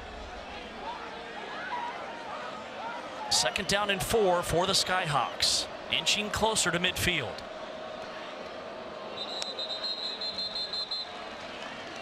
Flags are out. False start. False start. Offense, number 78. 5-yard penalty. 2nd down. It's the right tackle, Preston Yarber. We'll get to know Jason Simpson and the Simpson family. He's been at UT Martin for 20 years. There's his son Ty, named the Alabama starting quarterback. And he told us that he's stayed at UT Martin because of family, because of all the support. He wanted to coach his kids and youth football and be able to go to their high school games. That's why he's never left. And he will actually be in attendance, Dad Jason, for Ty's start on Saturday at Florida State. And look at him there on the UT Martin sideline. Little Ty Simpson right there, big Skyhawk fan when he was younger. Like you talked about it, James, big game coming up this weekend versus Florida State. Ainsley's in at running back, and he's a tank. In fact, they call him Tommy the Tank Ainsley.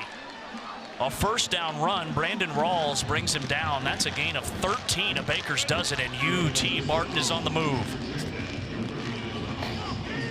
Yeah, we talked about it earlier, James. Like, this offensive line is starting to grow their confidence. They're being able to move people around. See, Todd Grantham, he added people to the line of scrimmage to stop the run. That lets you know this offensive line and the tight end, number 22, Drake Martinez, is doing work in the run game. Jaleel Johnson able to wrangle the running back for a loss of a yard. 3 different ball carriers tonight for UT Martin. Gentry, the quarterback, Bauer, and now Ainsley getting most of the workload to start this 3rd quarter. They swing it out to him in the flat, a cutback, and then he's buried after a gain of a couple. Big 3rd down coming up for both sides. It was nice. McCoy and Rawls combine on the stop. Nice job by number 23, Kenneth Harris. He fights off the block on that tight end screen. We saw them have some success a few plays earlier with Bryce Bailey on a screen because the receivers were able to block. That time, number 23, Kenneth Harris, he defeats the block, forces Drake Martinez inside where all his help is, and they hold him for like a 1-yard gain. We talked about this, James, right? If you're Skyhawks, you want to stay out of 3rd and long. Number 4, Wendell Gregory, he's at the top of your screen. He has been a game wrecker. Stretch play running opposite of Gregory, and Gentry gets 4, maybe 5. If you're UT Martin, this would be a really long field goal. Now they have a kicker that has quite the leg, but this has to be 4-down territory, down by 2 scores. And I think that run lets you know that they're going to go for it right there in plus territory now. Cade Hetcher, this is within his range. And Coach Simpson said he would maybe even let him kick from 56 yards out. But again, you're on the road. You're the underdog. This has been one of your better drives. You have confidence in your offense. It's 3rd and 4th and medium. Why not be aggressive and go for it? Play call's coming down, so he's going to have to call a timeout, looks like. UT Martin will think it over. 4th and 5 when we come back to Stillwater. Charge timeout. UT Martin from the Oklahoma State 33.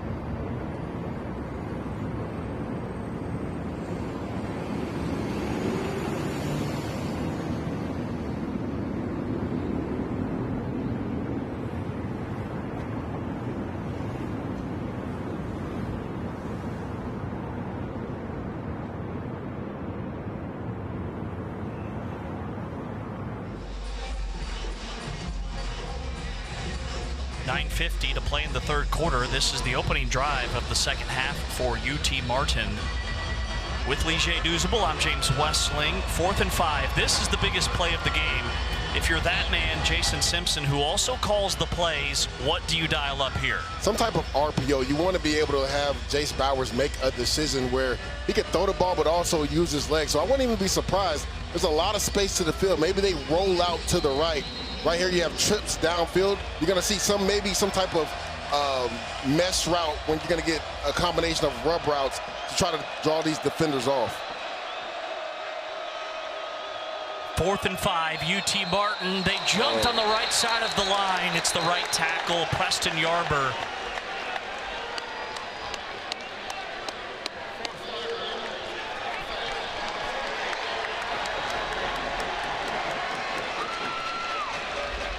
That is the 5th UT Martin penalty tonight.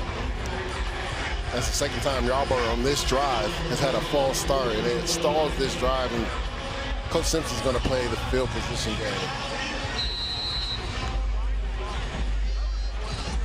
Van Winkle on to punt for the Skyhawks. Two back deep for Oklahoma State.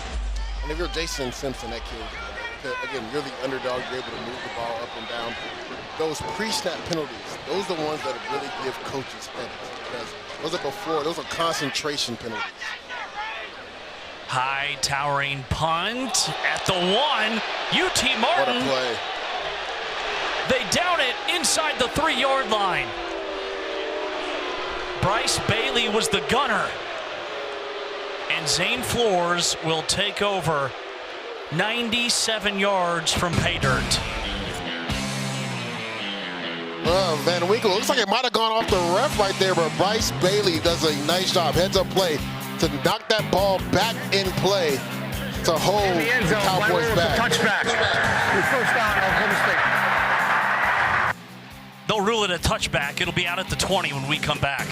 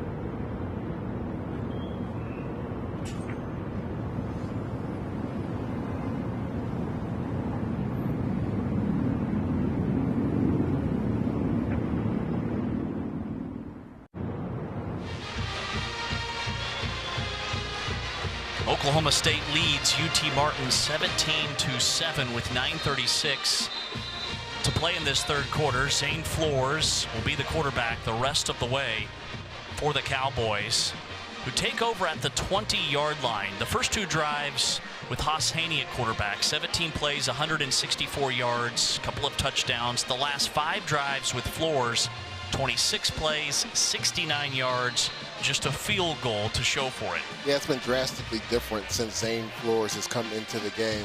But Hassani, again, the ability to run, it really makes the defense hone in on his athletic ability. And that also, they use that to get outside and throw the ball down the field. With Zane Flores, has been a lot of quick game, and the run game has really struggled. Hicks trying to turn the corner. And Hicks has one of his better runs of the night. That's a gain of 8 yards for the sophomore, the transfer from nearby OU. Right there, Doug Meacham motions the running back in on a speed sweep, just trying to get on the edge in the perimeter, test this Skyhawk defense. They lose contain. He's able to get around that edge and get 8 yards. Hicks again, up the gut. Weaving, probing, powering for a first down. Keyshawn Johnson, the tackler, after a gain of 6. Nice physical run right there by Caleb Hicks in between the tackles. Just continues to turn his feet and get extra yards. He is smooth. He has excellent vision, great balance. He was a state champ in high school. Lost his footing and picks up 2. His 14th rush of the night. As defensive coordinator Jerry Partridge and this Skyhawk defense tries to stop the run and adds more people to the line of scrimmage. Wondered there, does offensive coordinator Doug Meacham get a little aggressive maybe, try to throw the ball down the field, because you're going to have advantageous coverage once you add more people to the line of scrimmage to slow down this run. Second down, and we'll call it 7. Back to Hicks, and this time he is battered. Lost a yard. Johnson again, the stopper. Sets up third down and a passing situation for Oklahoma State. Now, Zane Flores has completed 7 of 10 passes, but none longer than 9 yards in this game. Yeah, a lot of underneath stuff. And I was just talking about it, right? Seems like the Skyhawk defense is just adding more guys to the line of scrimmage.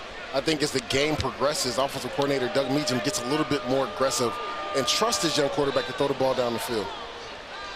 Flores, 3-step drop, heaves it deep. It's caught. Terrell Davis, his second long grab tonight. That one's good for 41 yards. And that's speed on speed. That's Jamichael McGoy in coverage. He's a fast corner. But we talked about Terrell Davis. Already has that big catch down the field. Right there, just on a simple go route. Does a nice job being able to create that space at the end and corral the football. Oklahoma State going tempo. And UT Martin comes shooting through. Robertson, the stopper. It's a loss of 2.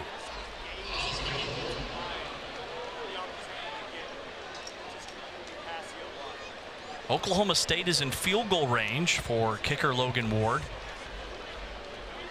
That was the 6th tackle for loss in the backfield for the Skyhawk defense tonight. And James, we talked about it. Zane Flores has to pull one of these zone reads just to make the Skyhawk defense respect him on the edge. Hicks dancing left, nowhere to go. Back to the 29-yard line, and it's 3rd and forever. A loss of 4 for the Oklahoma State offense. Yep. They're going tempo again because they see UT Martin trying to substitute. And that was another play right there. That was a zone read, but an option to throw the ball to the flat. If Zane Flores pulls that, he has Gavin Freeman open in the flat right there for a potential big gain. On 3rd down, Hicks up the gut, rumbling close to the 20. Takes it down to the 22-yard line. A gain of 3.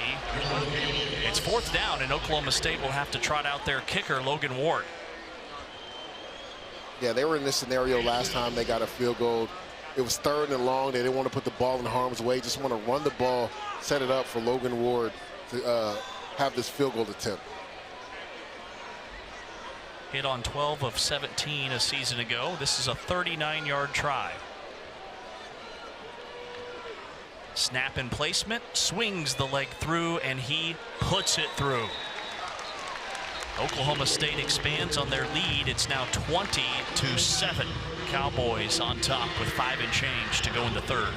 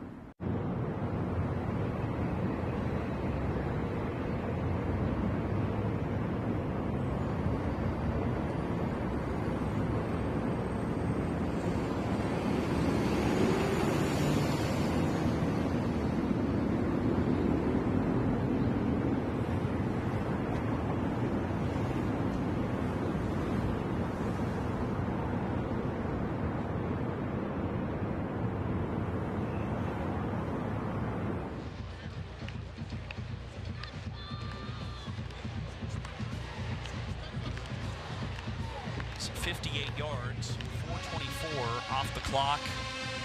They put through a 39-yard field goal to take a 20-7 lead with a little over 5 minutes to play in this third quarter. The big play on that drive was a 41-yard bomb from Zane Flores to Terrell Davis.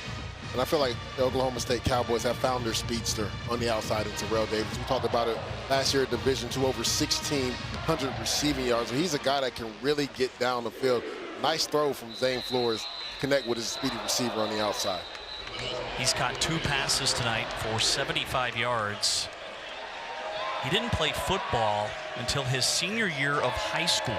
He was a basketball first guy. He was a really good point guard, led his high school in points and assists. He was getting looks, and then COVID happened. He tries football. He balls out his senior year in high school, goes to Central Oklahoma. 2 years later, he's leading the entire country in receptions and yards, got the attention of Mike Gundy and the Oklahoma State staff, and he leads Oklahoma State in receiving tonight with those 75 yards. It seems like he's going to be a guy they're going to be able to depend on, especially down the field this year. UT Martin back on offense. Gentry takes a shot, bounces away, still loses a couple. They have punted the Skyhawks on their last 5 straight possessions. Robertson, the guy that hit him first, knocked him off his path. 2nd and 12. Watch the left side of your screen. This is how you feel in the alley if you're a safety. Sawyer Robinson comes down here now. He doesn't get the tackle, but he makes John Gentry bubble to the left while the rest of the Cowboys come. But I love the physicality by Parker Robinson. Just want to see him wrap up right there. Oklahoma State has 6 TFLs tonight. Another hard shot on the boundary. The Oklahoma defense is awake. Kenneth Harris lays the wood to the tailback. Just 4 on that completion. Seems like that scoring drive has woke up this Cowboys defense, James. Look at him drop the shoulder on him. Right now, these DBs are playing physical, and if you're Todd Grantham, you have to love it. Harris played in 12 games as a backup last year.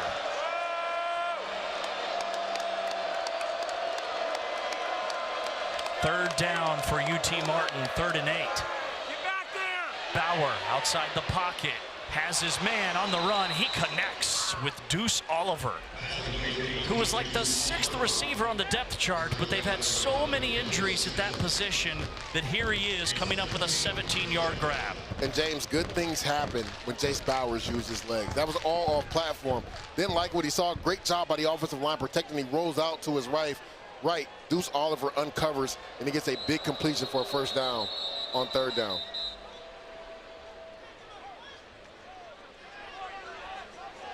Now pause in the action.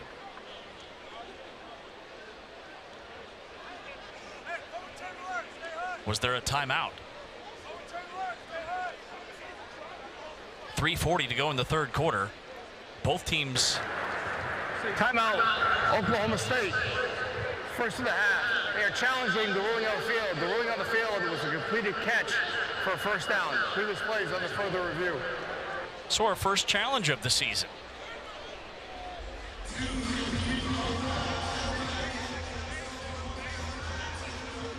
$17 yards on the pitch and catch.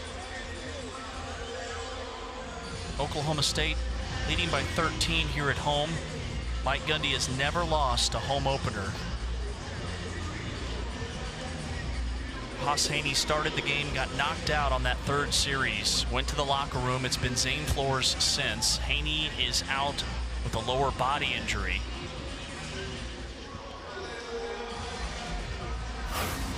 Here's what's under review.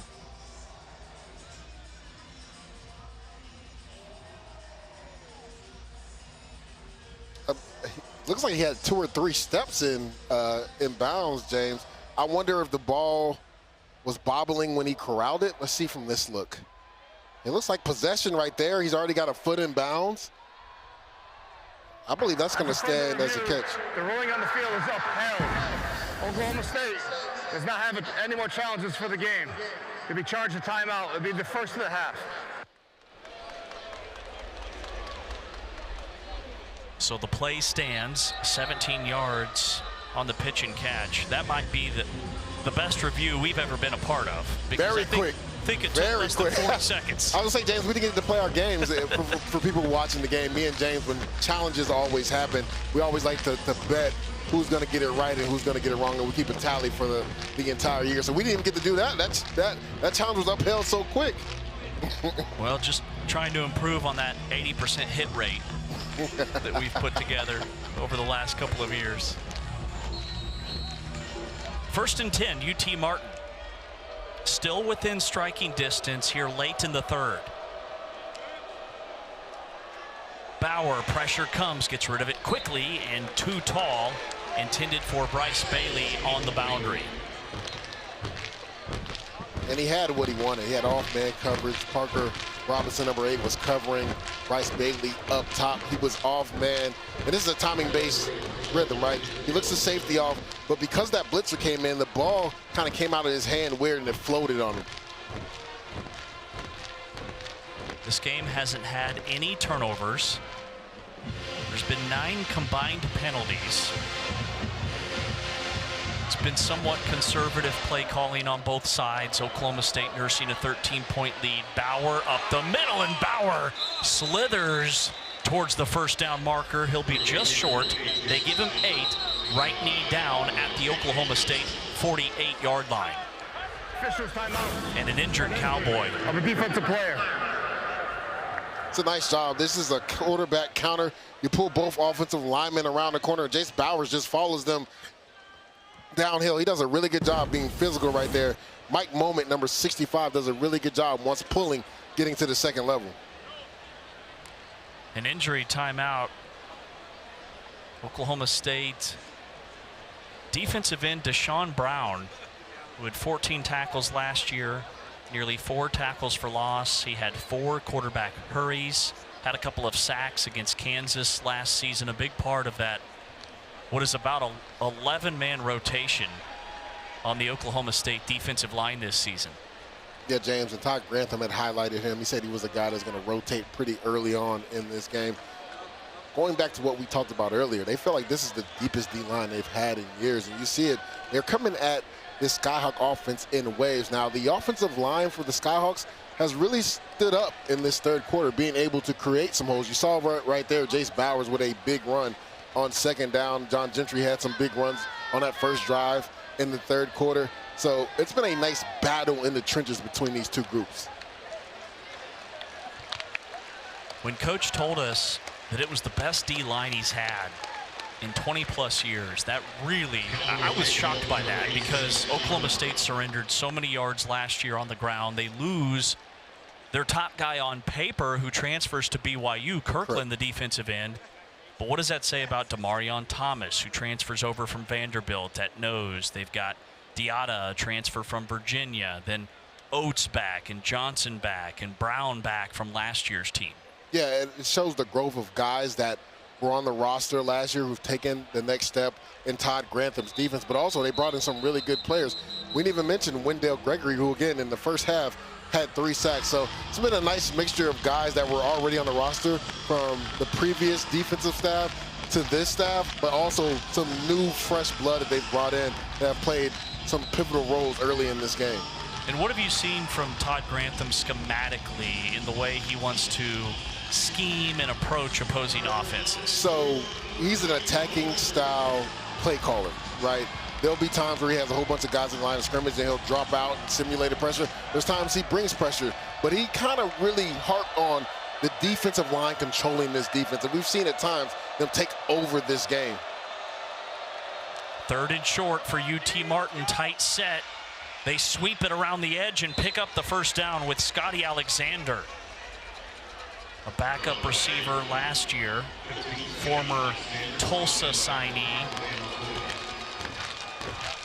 A first down for the Skyhawks. They're now 5 for 11 on 3rd downs.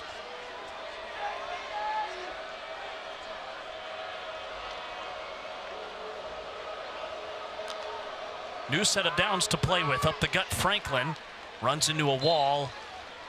Inside the 40, a gain of 3 to the Oklahoma State 39. Brandon Rawls comes up to make the stop. This is usually the area or part of the field where a team might take a shot down the field, right? You got 3 yards on that first down. You're in plus territory. This is where, if you're on the defense for the Cowboys, you got to have a heightened sense of urgency because they may take a shot down the field.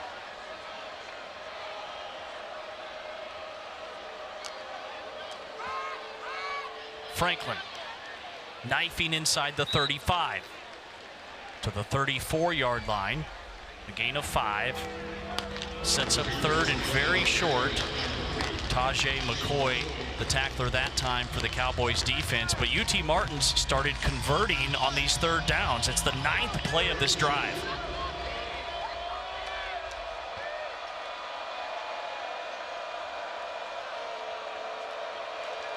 Look for Jace Bowers to be involved in the run game right here on 3rd and short. He's carried the ball 8 times tonight for 30 yards. It's like coach might run this down and call a timeout. Oh, they get it off. Franklin probing for a first down. Did not get a real friendly spot. They gave it to him. That will move the chains. UT Martin has picked up 3 straight third downs. They're all of a sudden 6 for 13 on third in this contest. Yeah, they've done a really good job in being third and manageable. On the one long third down, we saw Jace Bowers get outside the pocket and find Bruce Oliver on an off-platform throw. So I love the mixture of the run and pass on this drive. They're methodically moving the ball down the field.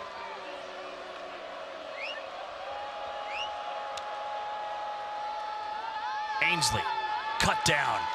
A gain of a couple. A UT Martin touchdown on this drive would take the air out of T. Boone Pickens Stadium here in Stillwater. And I would say out of the Cowboys defense, right? We're talking about 10-plus plays on this drive. That wears a defense down. They've been able to run the ball and consistently pick up first downs on 3rd and short. That will send us to the 4th quarter. 2nd down and 8 when we come back. Oklahoma State nursing a 13-point lead through 3 quarters. The Oklahoma State defense, they came alive in that 3rd quarter, but now trying to get off the field. The 4th quarter is coming up next.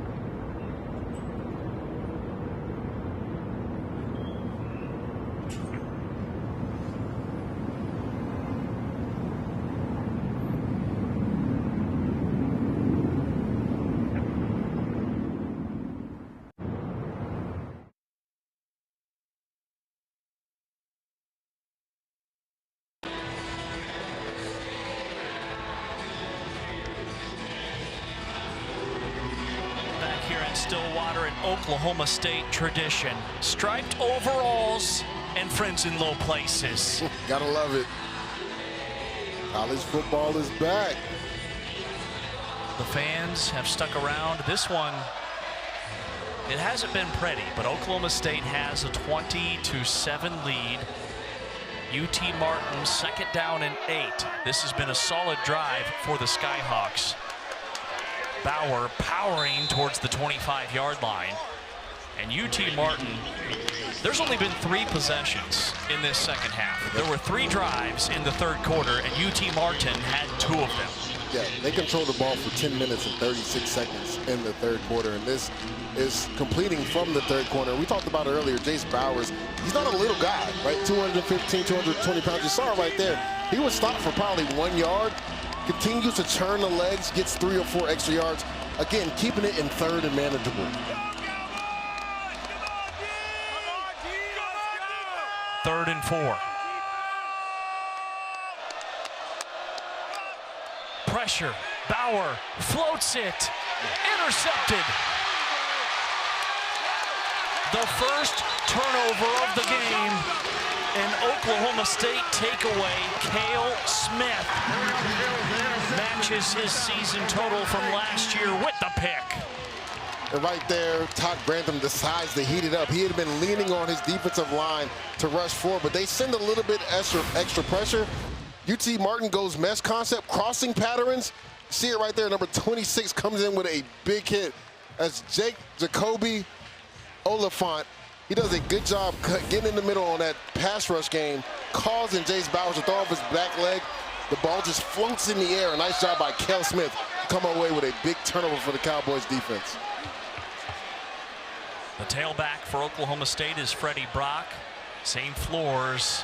The quarterback looping, has his man. It's nearly picked. Too much air underneath it. Wanted Christian Fitzpatrick. Josh Hastings was on the coverage. And it was a double move. You're going to see Christian Fitzpatrick down bottom, slant go. It's a sluggo. Corner bites on it, but nice job by Josh Hastings getting over the top and almost comes away with it, which would have been a big turnover for this Skyhawk defense, but he drops the ball. On 2nd down and 10, Brock up the middle, and he is hit immediately, a loss of a yard. There's an injured offensive lineman down for Oklahoma State.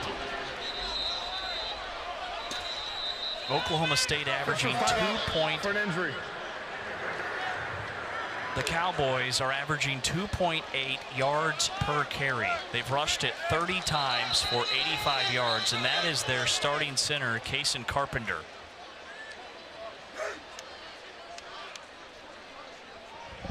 Transfer from Tulsa. 873 snaps last year for the Golden Hurricane. Just 1 sack allowed. After the pick, Oklahoma State looking at 3rd down and 9. Austin Kowecki has checked in at center, the junior from Frisco. Flores, scrambling, bouncing. Flores has the first down. He is a capable runner. 19 yards, McRae applying the pressure. I mean, what a Houdini act by Zane Flores. He makes a couple defenders miss, picks up a crucial first down, backed up. See if that can spark the Oklahoma State offense. In the flat, they hit Freeman, and Freeman has a first down, a gain of 12, and Oklahoma State with back-to-back first down plays. UT Martin calls a timeout. Charge timeout. UT Martin for 1st and a half. Oklahoma State 20-7, leading by 13. Timeout Skyhawks.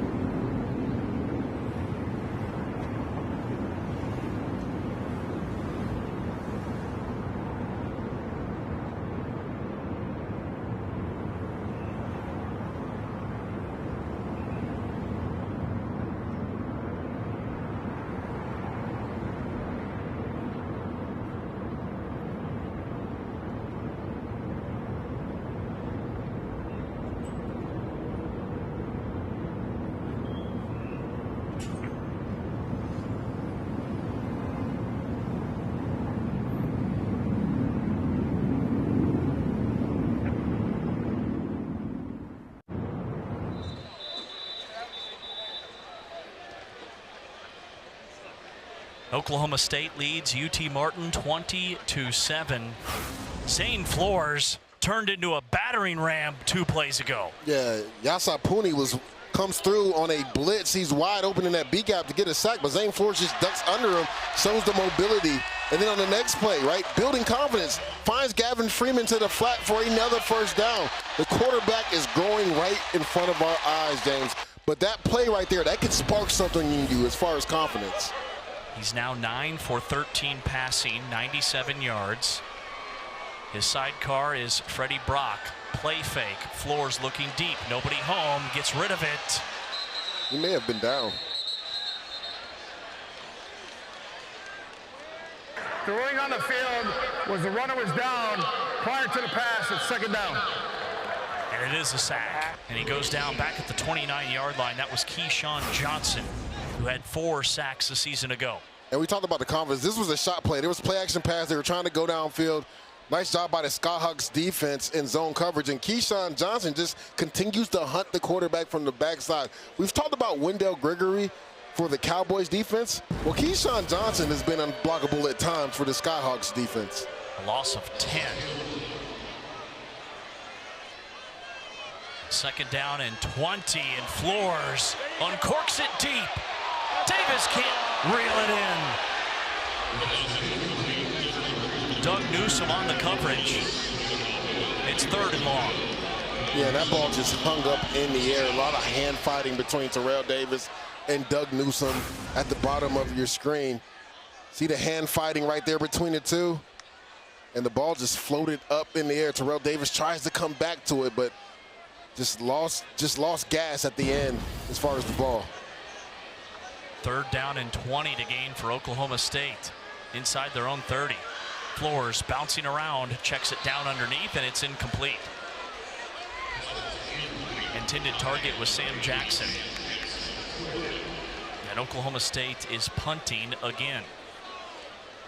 Yeah, right there, Doug Meacham just tries to get an easy throw to Sam Jackson in space on a screen play. He just isn't able to come down with the football. He actually had some blockers in front of him, so it would have been interesting, James, if he was able to come down with that ball, but he isn't able to, and the Cowboys have to punt it away. Both defenses have come up time and time again tonight with big negative plays. 8 tackles for loss for UT Martin, 6 for Oklahoma State. The Skyhawks will have it just beyond the 20 when we come back here in the 4th quarter.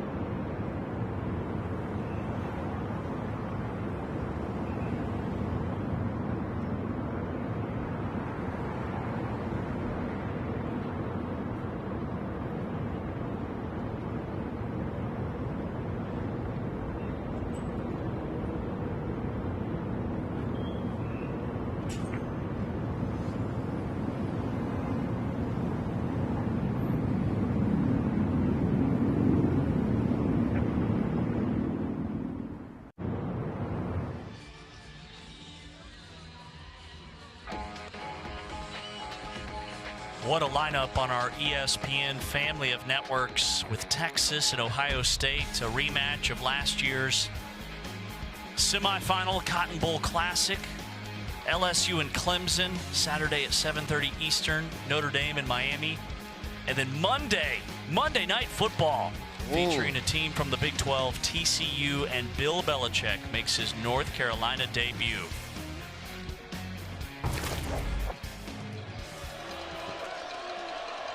Getting after it with that air guitar. You got a game you're looking forward to most this weekend? I think the Texas-Ohio State game, right? You got Arch Manning coming in, Julian saying a new quarterback for Ohio State. That's going to be a real interesting one. False start. Offense, number 65. 5-yard penalty. First down.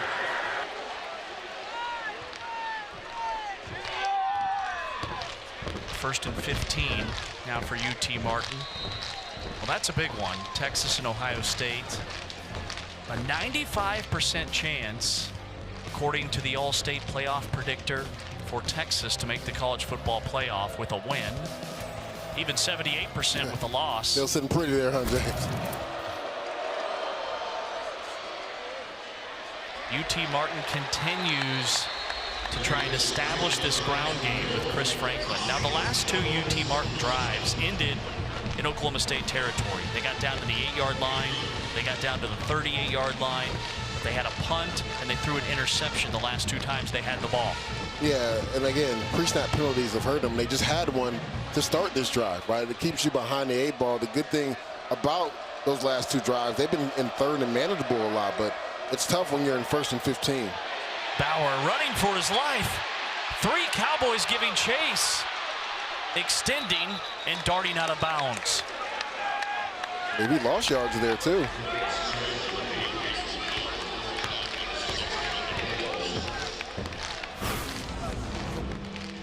Yeah, and if you're Jace Bowers right there, you're a veteran quarterback.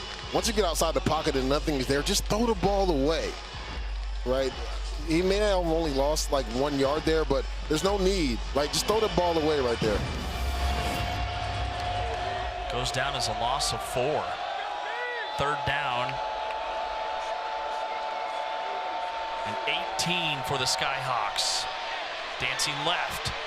Bauer trying to do it with his legs to the 21-yard line. 4th down and 11.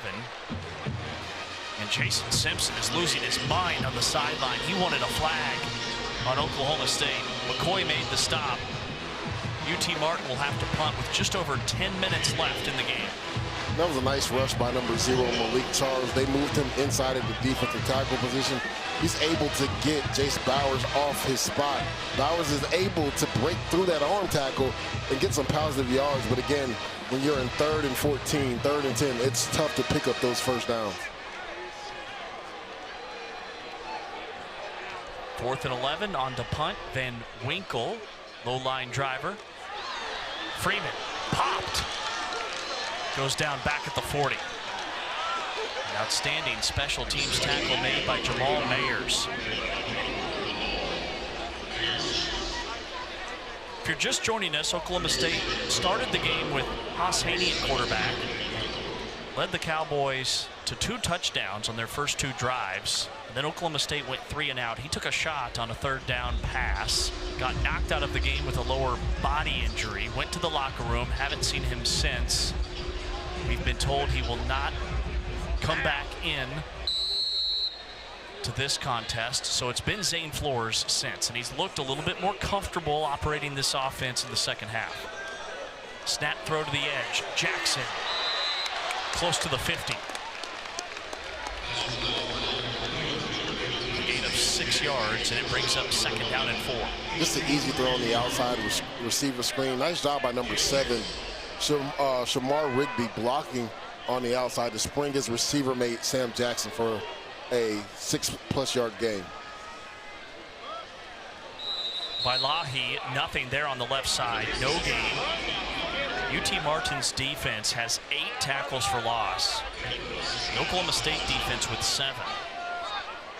Neither team's been able to run the ball much at all tonight. Oklahoma State 2.8 yards per carry. UT Martin 3.3.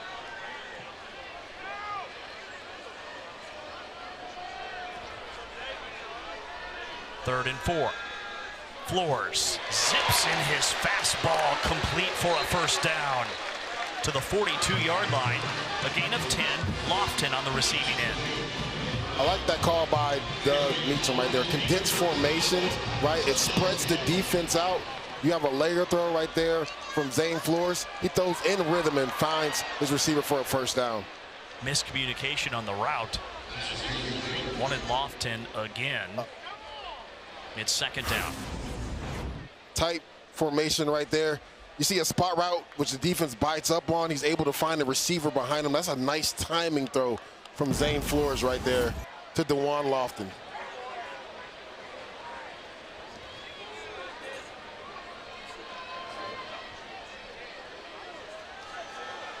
Freeman twisted down. Got to the 38-yard line. Weir the tackler after a gain of 4. Gavin Freeman's had an impressive night. 5 catches, trying to get him the football in creative ways, as we saw there. Transfer from Oklahoma, where he walked on out of high school. Yeah, James, they really like getting him the ball on the perimeter. You saw right there, even with a speed sweep, just trying to get him to the outside so he can make plays. 3rd and 5. They hit the tight end in the flat. Will Money moves the chains. It's a first down. Pitch and catch, a gain of 8. Love the play call by Doug Meacham. RPO, zone read off of it. He pulls the ball there and finds his tight end to the flat on the option read because there was a void left by the Skyhawk defense. Picks up a crucial first down. 6 plays, 30 yards on this drive for Oklahoma State. A little over 2 minutes off the timer.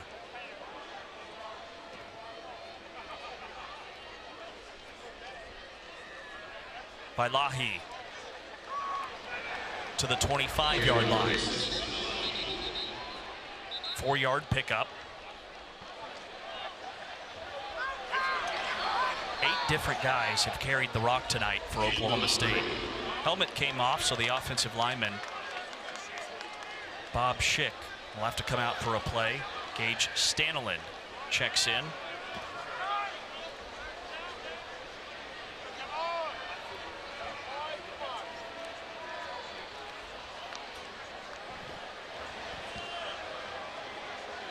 Play clock winding down by Elahi. 2 more for the Cowboys. Yeah, this is the first time we've actually seen this Cowboy offense kind of slow things down. Right now they're up by 2 scores. Just trying to eat some of this clock off and potentially come away with a score here to maybe even close this game out. 3rd and 5, Oklahoma State 8 for 15 tonight on 3rd downs. Back to pass, quick throw, Vailahi tight roping the boundary. He's in. Touchdown, Oklahoma State. 23 yards. Vailahi, a threat out of the backfield as a pass catcher. The ruling on the field is a touchdown. The previous plays on the further review. You're going to see to your right of your screen, Yesop Pooney, number 11. He has Valahi in man coverage. He gets out leverage. He gets beat to the flat. And right there you see Valahi try to tight rope the sideline. But that's a nice job right there by quarterback Zane Flores, knowing where to go with the football. And James, it looks like, ooh, maybe right there, but it looks like he tight roped that sideline. 9 plays, 58 yards if this play stands. I think that's the one, that left foot, that's the one in question. There's Green there. At the further review, the runner stepped out of bounds at the 9-yard line. It'll be 1st and goal at the 9. So it's coming back to the 9-yard line. But what an effort play by Valahi, trying to tight rope the sideline and get into the end zone. You see it right there, great job by our camera crew. That left foot steps out of bounds at the 9-yard line. So it's a 14-yard gain. These reviews from start to finish have been done in record time. It's been amazing. Amazing, like the technology that college football has now. The reviews are happening so much faster. Oklahoma State perfect tonight in the red zone. 10th play of this drive. Vailahi wiggles down to the 6-yard line.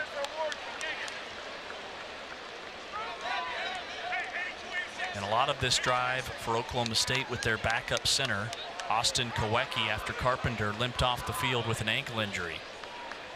And if you're the Skyhawk defense, at bare minimum, you got to hold them to a field goal attempt, because even a field goal still makes this a 2-score game. So this is a big next couple plays for this Skyhawks defense. And Oklahoma State trying to put this game on ice. Vailahi gets torpedoed at the 10 by Keyshawn Johnson, who's had a monster game for the Skyhawks defense, a loss of 2. I mean, James, he's lived in the backfield. And again, I think that was another spot where Zane Flores could have kept the ball. He has a tight end coming around with a zone read RPO option to throw it to him in the flat. He gives the ball. Keyshawn Johnson, like you said, he's lived in the backfield today for the Skyhawks defense. Flores has carried the ball just 3 times, a long of 19.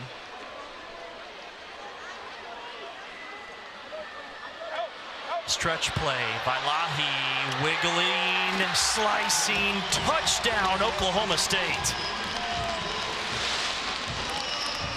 From 9 yards away, and it's 26-7 Cowboys. And James, it seems like offensive coordinator Doug Meacham has found something on the perimeter, on the edge. The Skyhawk defense loses leverage. Vailahi gets out to the edge. Now, this is a really nice job by Zane Flores at the mesh point. When I say the mesh point, with the ball in the running back's stomach, he holds number 51 just a little bit so he can get to the edge and get outside of him, because he has contained right there. That's Chris Wilson, number 51, has contained. He isn't able to send Vailahi back to the rest of the help of the defense. Vailahi gets to the edge and gets in the end zone. 12 plays, 58 yards, a little over 5 minutes, that drive for Oklahoma State, as they expand their lead to 27-7.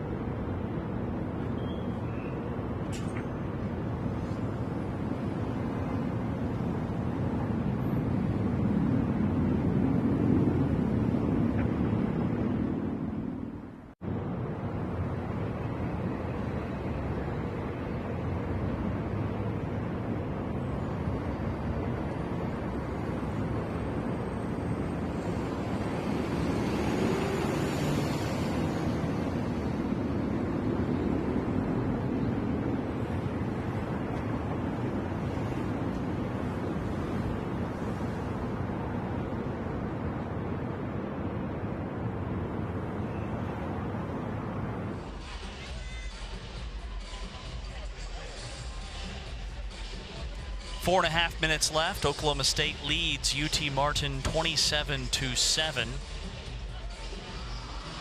After a 12-play, 58-yard scoring drive, the home opener win streaks in college football. Oklahoma State has the best mark. It's 29 straight, dating back to 1996.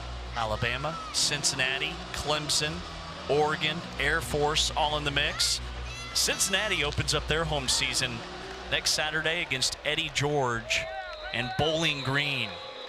The Tennessee Titans legend running back is now the head coach at Bowling Green. Who's going to be on that call, Jay? Two of the best, I've heard. That's what I've heard, too. Two pros. But that game could be interesting. Really good. Cincinnati currently playing right now versus Nebraska in a dogfight. I believe it's 6-3 in the second quarter. But you talked about it, right? Bowling Green with a legend at head coach and Eddie George. This will be a real interesting game up in Cincinnati next week. UT Martin, give them credit. They have come in here as a road dog, and they have fought. They have battled. False starts becoming an issue in this second half. This time it's the left tackle, Jalen Hampton, transfer from Charlotte. That is the 7th penalty tonight on the Skyhawks. And it's really stopped some of their drives. False start. Offense, number 64. 5-yard penalty. First down. James, coaches would tell you those are drive killers, right? Pre-snap penalties, penalties that happen not in the combative play, but before. Those are all mental errors by your offensive line jumping off sides. Again, keeping you behind the 8 ball, 1st and 15. Bauer on a shoulder roll, searching, scanning, and winging his pass incomplete into the Oklahoma State sideline. Now the Skyhawks, they play another FBS opponent next weekend. They're at UTEP before they get back home to open up their home season September 13th against Southern Illinois. 4 straight conference championships in the Ohio Valley Big South. Won 9 games last year. Here's a look at their slate. And if you're Coach Simpson, you have to love how your team battles, right? We talked about it, though, the unforced errors, the pre-snap penalties is what kind of derailed you in this second half. But, again, you're coming in here versus an FBS opponent, a team in the Big 12 battled through 4 quarters and had them at times on a rope. So you have to love what you saw. They came into this game dinged up too, James. So hopefully they'll get some of their, quality frontline players back before they get into conference play. And talking with head coach Jason Simpson, NIL, the transfer portal, it has a major impact on these FCS programs. They lose a lot of guys that transfer up. They only have 7 returning starters from last year's team that made it to the second round of the playoffs. 3rd and 16 after Oklahoma State gets their 9th tackle for loss. Pass is complete to Deuce Oliver, who's been Bauer's favorite target tonight, a gain of 9, and it's 4th down for UT Martin. They may potentially go for this on 4th down.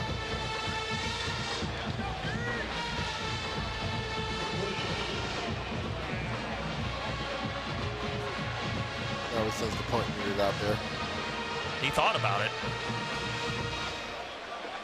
I think they were going to try to rush and see if they were going to bring on the punt return team and maybe get 12 on the field and get a free 5 yards. And then if it was 4th and 2, maybe Coach Simpson does end up going for it. But Oklahoma State defense stayed out on the field, and he sends the punt team out. Oklahoma State was late getting a guy on the field. This one will die inside the 30 at the 29. With 2:49 left, and Oklahoma State leading by 3 scores, 3 touchdowns. It's a 20-point difference, a 43-yard punt. The big storyline in this one, Haas Haney looked fantastic, but we only saw him for 3 series. He got knocked out of the game. Oklahoma State's down 3 starters in this football game. Their center, Casey Carpenter, Deshaun Brown, missed a lot in this second half, the defensive end. And they have Oregon on deck on the road next Saturday.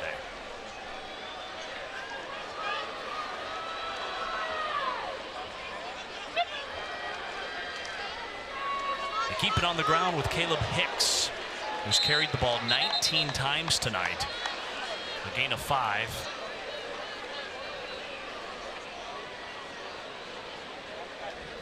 I mean, that was a physical run by Caleb Hicks right there. He meets Jordan Johnson in the alley, and watch how he drops the shoulder on him. Simple inside zone. You see number 10 to the left of your screen. Watch him drop the shoulder. Now, that's still a good tackle because it ends up getting him down, but that's a physical run by Caleb Hicks. He's 215 pounds, has really strong legs. He's a big family guy, kind of quiet and reserved. Gives a lot of credit to his grandmother for his success. Said that she's always really positive and calls her the glue of the family. Here he is on the outside. A flag is out after a nice run. It could be coming back. Yeah, Josh Ford, the tight end on the edge. Right, he doesn't see where the running back is blocking. As soon as Caleb Hicks decides to go outside, he grabs the defensive end. Offense, number 40. 10-yard penalty, 2nd down. This is the 2-minute timeout. We've reached the 2-minute timeout here in the 4th quarter. Oklahoma State leads UT Martin 27-7 here at home.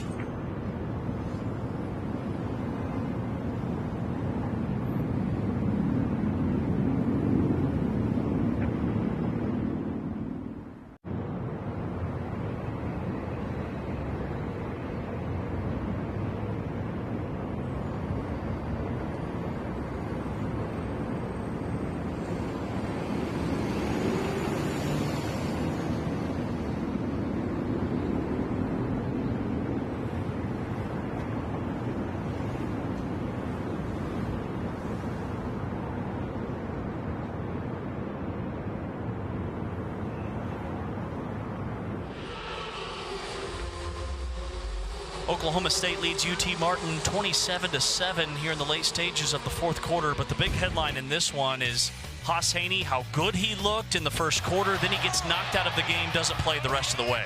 Yeah, tough to see, James. You see it right here, using his mobility on the outside to get into the end zone after the defense lost contain, throwing the ball down the field to multiple receivers. Shamar Rigby with a big catch right there. So really tough to see the young quarterback go down with an injury after having such a hot start to this game. It'll be ground and pound the rest of the way for Oklahoma State. They've put the ball on the ground and carried it 41 times. 7 different rushers tonight. Hicks again.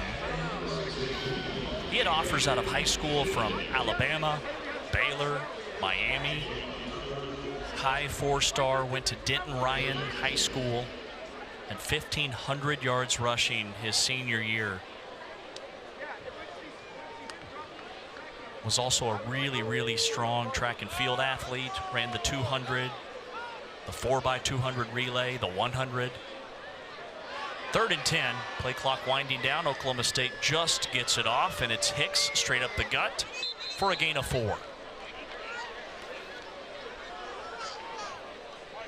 Well, your overall impressions, Lee J, of Oklahoma State, it kind of feels like we got robbed a little bit with the Haney injury of just how good this team looked when he was on the field. Correct. Totally different team when he was manning the quarterback position. But if you're Coach Gundy, you have to love that you came away with the win and that your team handled adversity, right? The quarterback goes down, you continue to play hard. Zane Flores made some big plays. The play pass down to Terrell Davis, that big 3rd down when he was able to evade a few defenders and pick up a crucial 1st down. But you talked about it, James. They got dinged up in this game, and they have a powerhouse next week when they travel to Eugene. So they'll have to go back to the drawing board and get ready. They'll have some young players that they're going to have to step up for this Cowboys team. Second and a half. At Oregon next Saturday, and then Tulsa here at home after a bye, and then Baylor on September 27th here in Stillwater to open Big 12 play at Arizona. They've got Houston at home, Cincinnati at home, and every year when Oklahoma State is not expected to do much, that's when Mike Gundy has his best years at Oklahoma State. Yeah, when you don't expect it, that's when the Cowboys make some noise in the Big 12. Last year, a lot of people picked them to finish first, and they really struggled once they got into conference play. Now, obviously, they had some injuries that helped derail their season as well. But, again, there was a lot of excitement because Haas Haney, with his ability to run the ball, also being able to throw the ball while getting outside the pocket, you saw the energy in the crowd in this stadium. Everybody was excited again. Just a tough blow for not only him, but for this Cowboys team. Zane Flores played basically 3 quarters, 13 for 20, 136 yards passing, 3 carries for 8 yards. Oklahoma State on to punt. Chase Berry will blast this one away. And the Pokes will down it inside the 15-yard line. But it's not necessarily a knock on Flores. No. Haney just looked so good. Flores, it's a completely different game plan when the next guy comes in. Yeah, the offense just flowed when Haas Haney was in the game. I talked about how him being able to run the ball opened up the pass game, and then also his comfortability throwing it on the run was on full display on those first 2 drives. We saw it, right? First 2 drives, 2 touchdown drives. On the 3rd drive, they had a 3rd and long. He ends up getting hit when he's throwing the ball, and we don't see him for the rest of the game. But again, the offense was just flowing better when he was in at quarterback. Handoff, and the running back is crunched.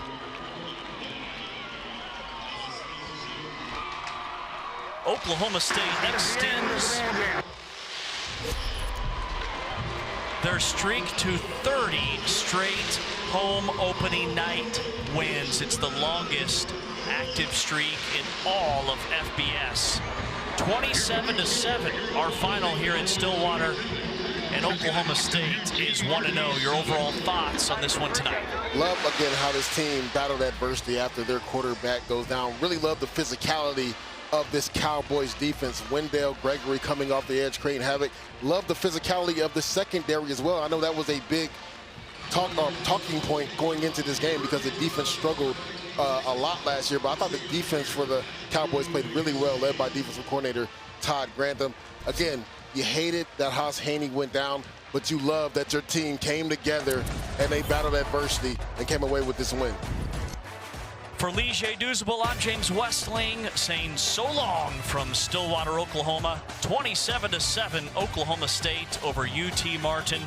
A reminder that all games airing on the ESPN networks are streaming live and archived on the ESPN app. This has been a presentation of ESPN.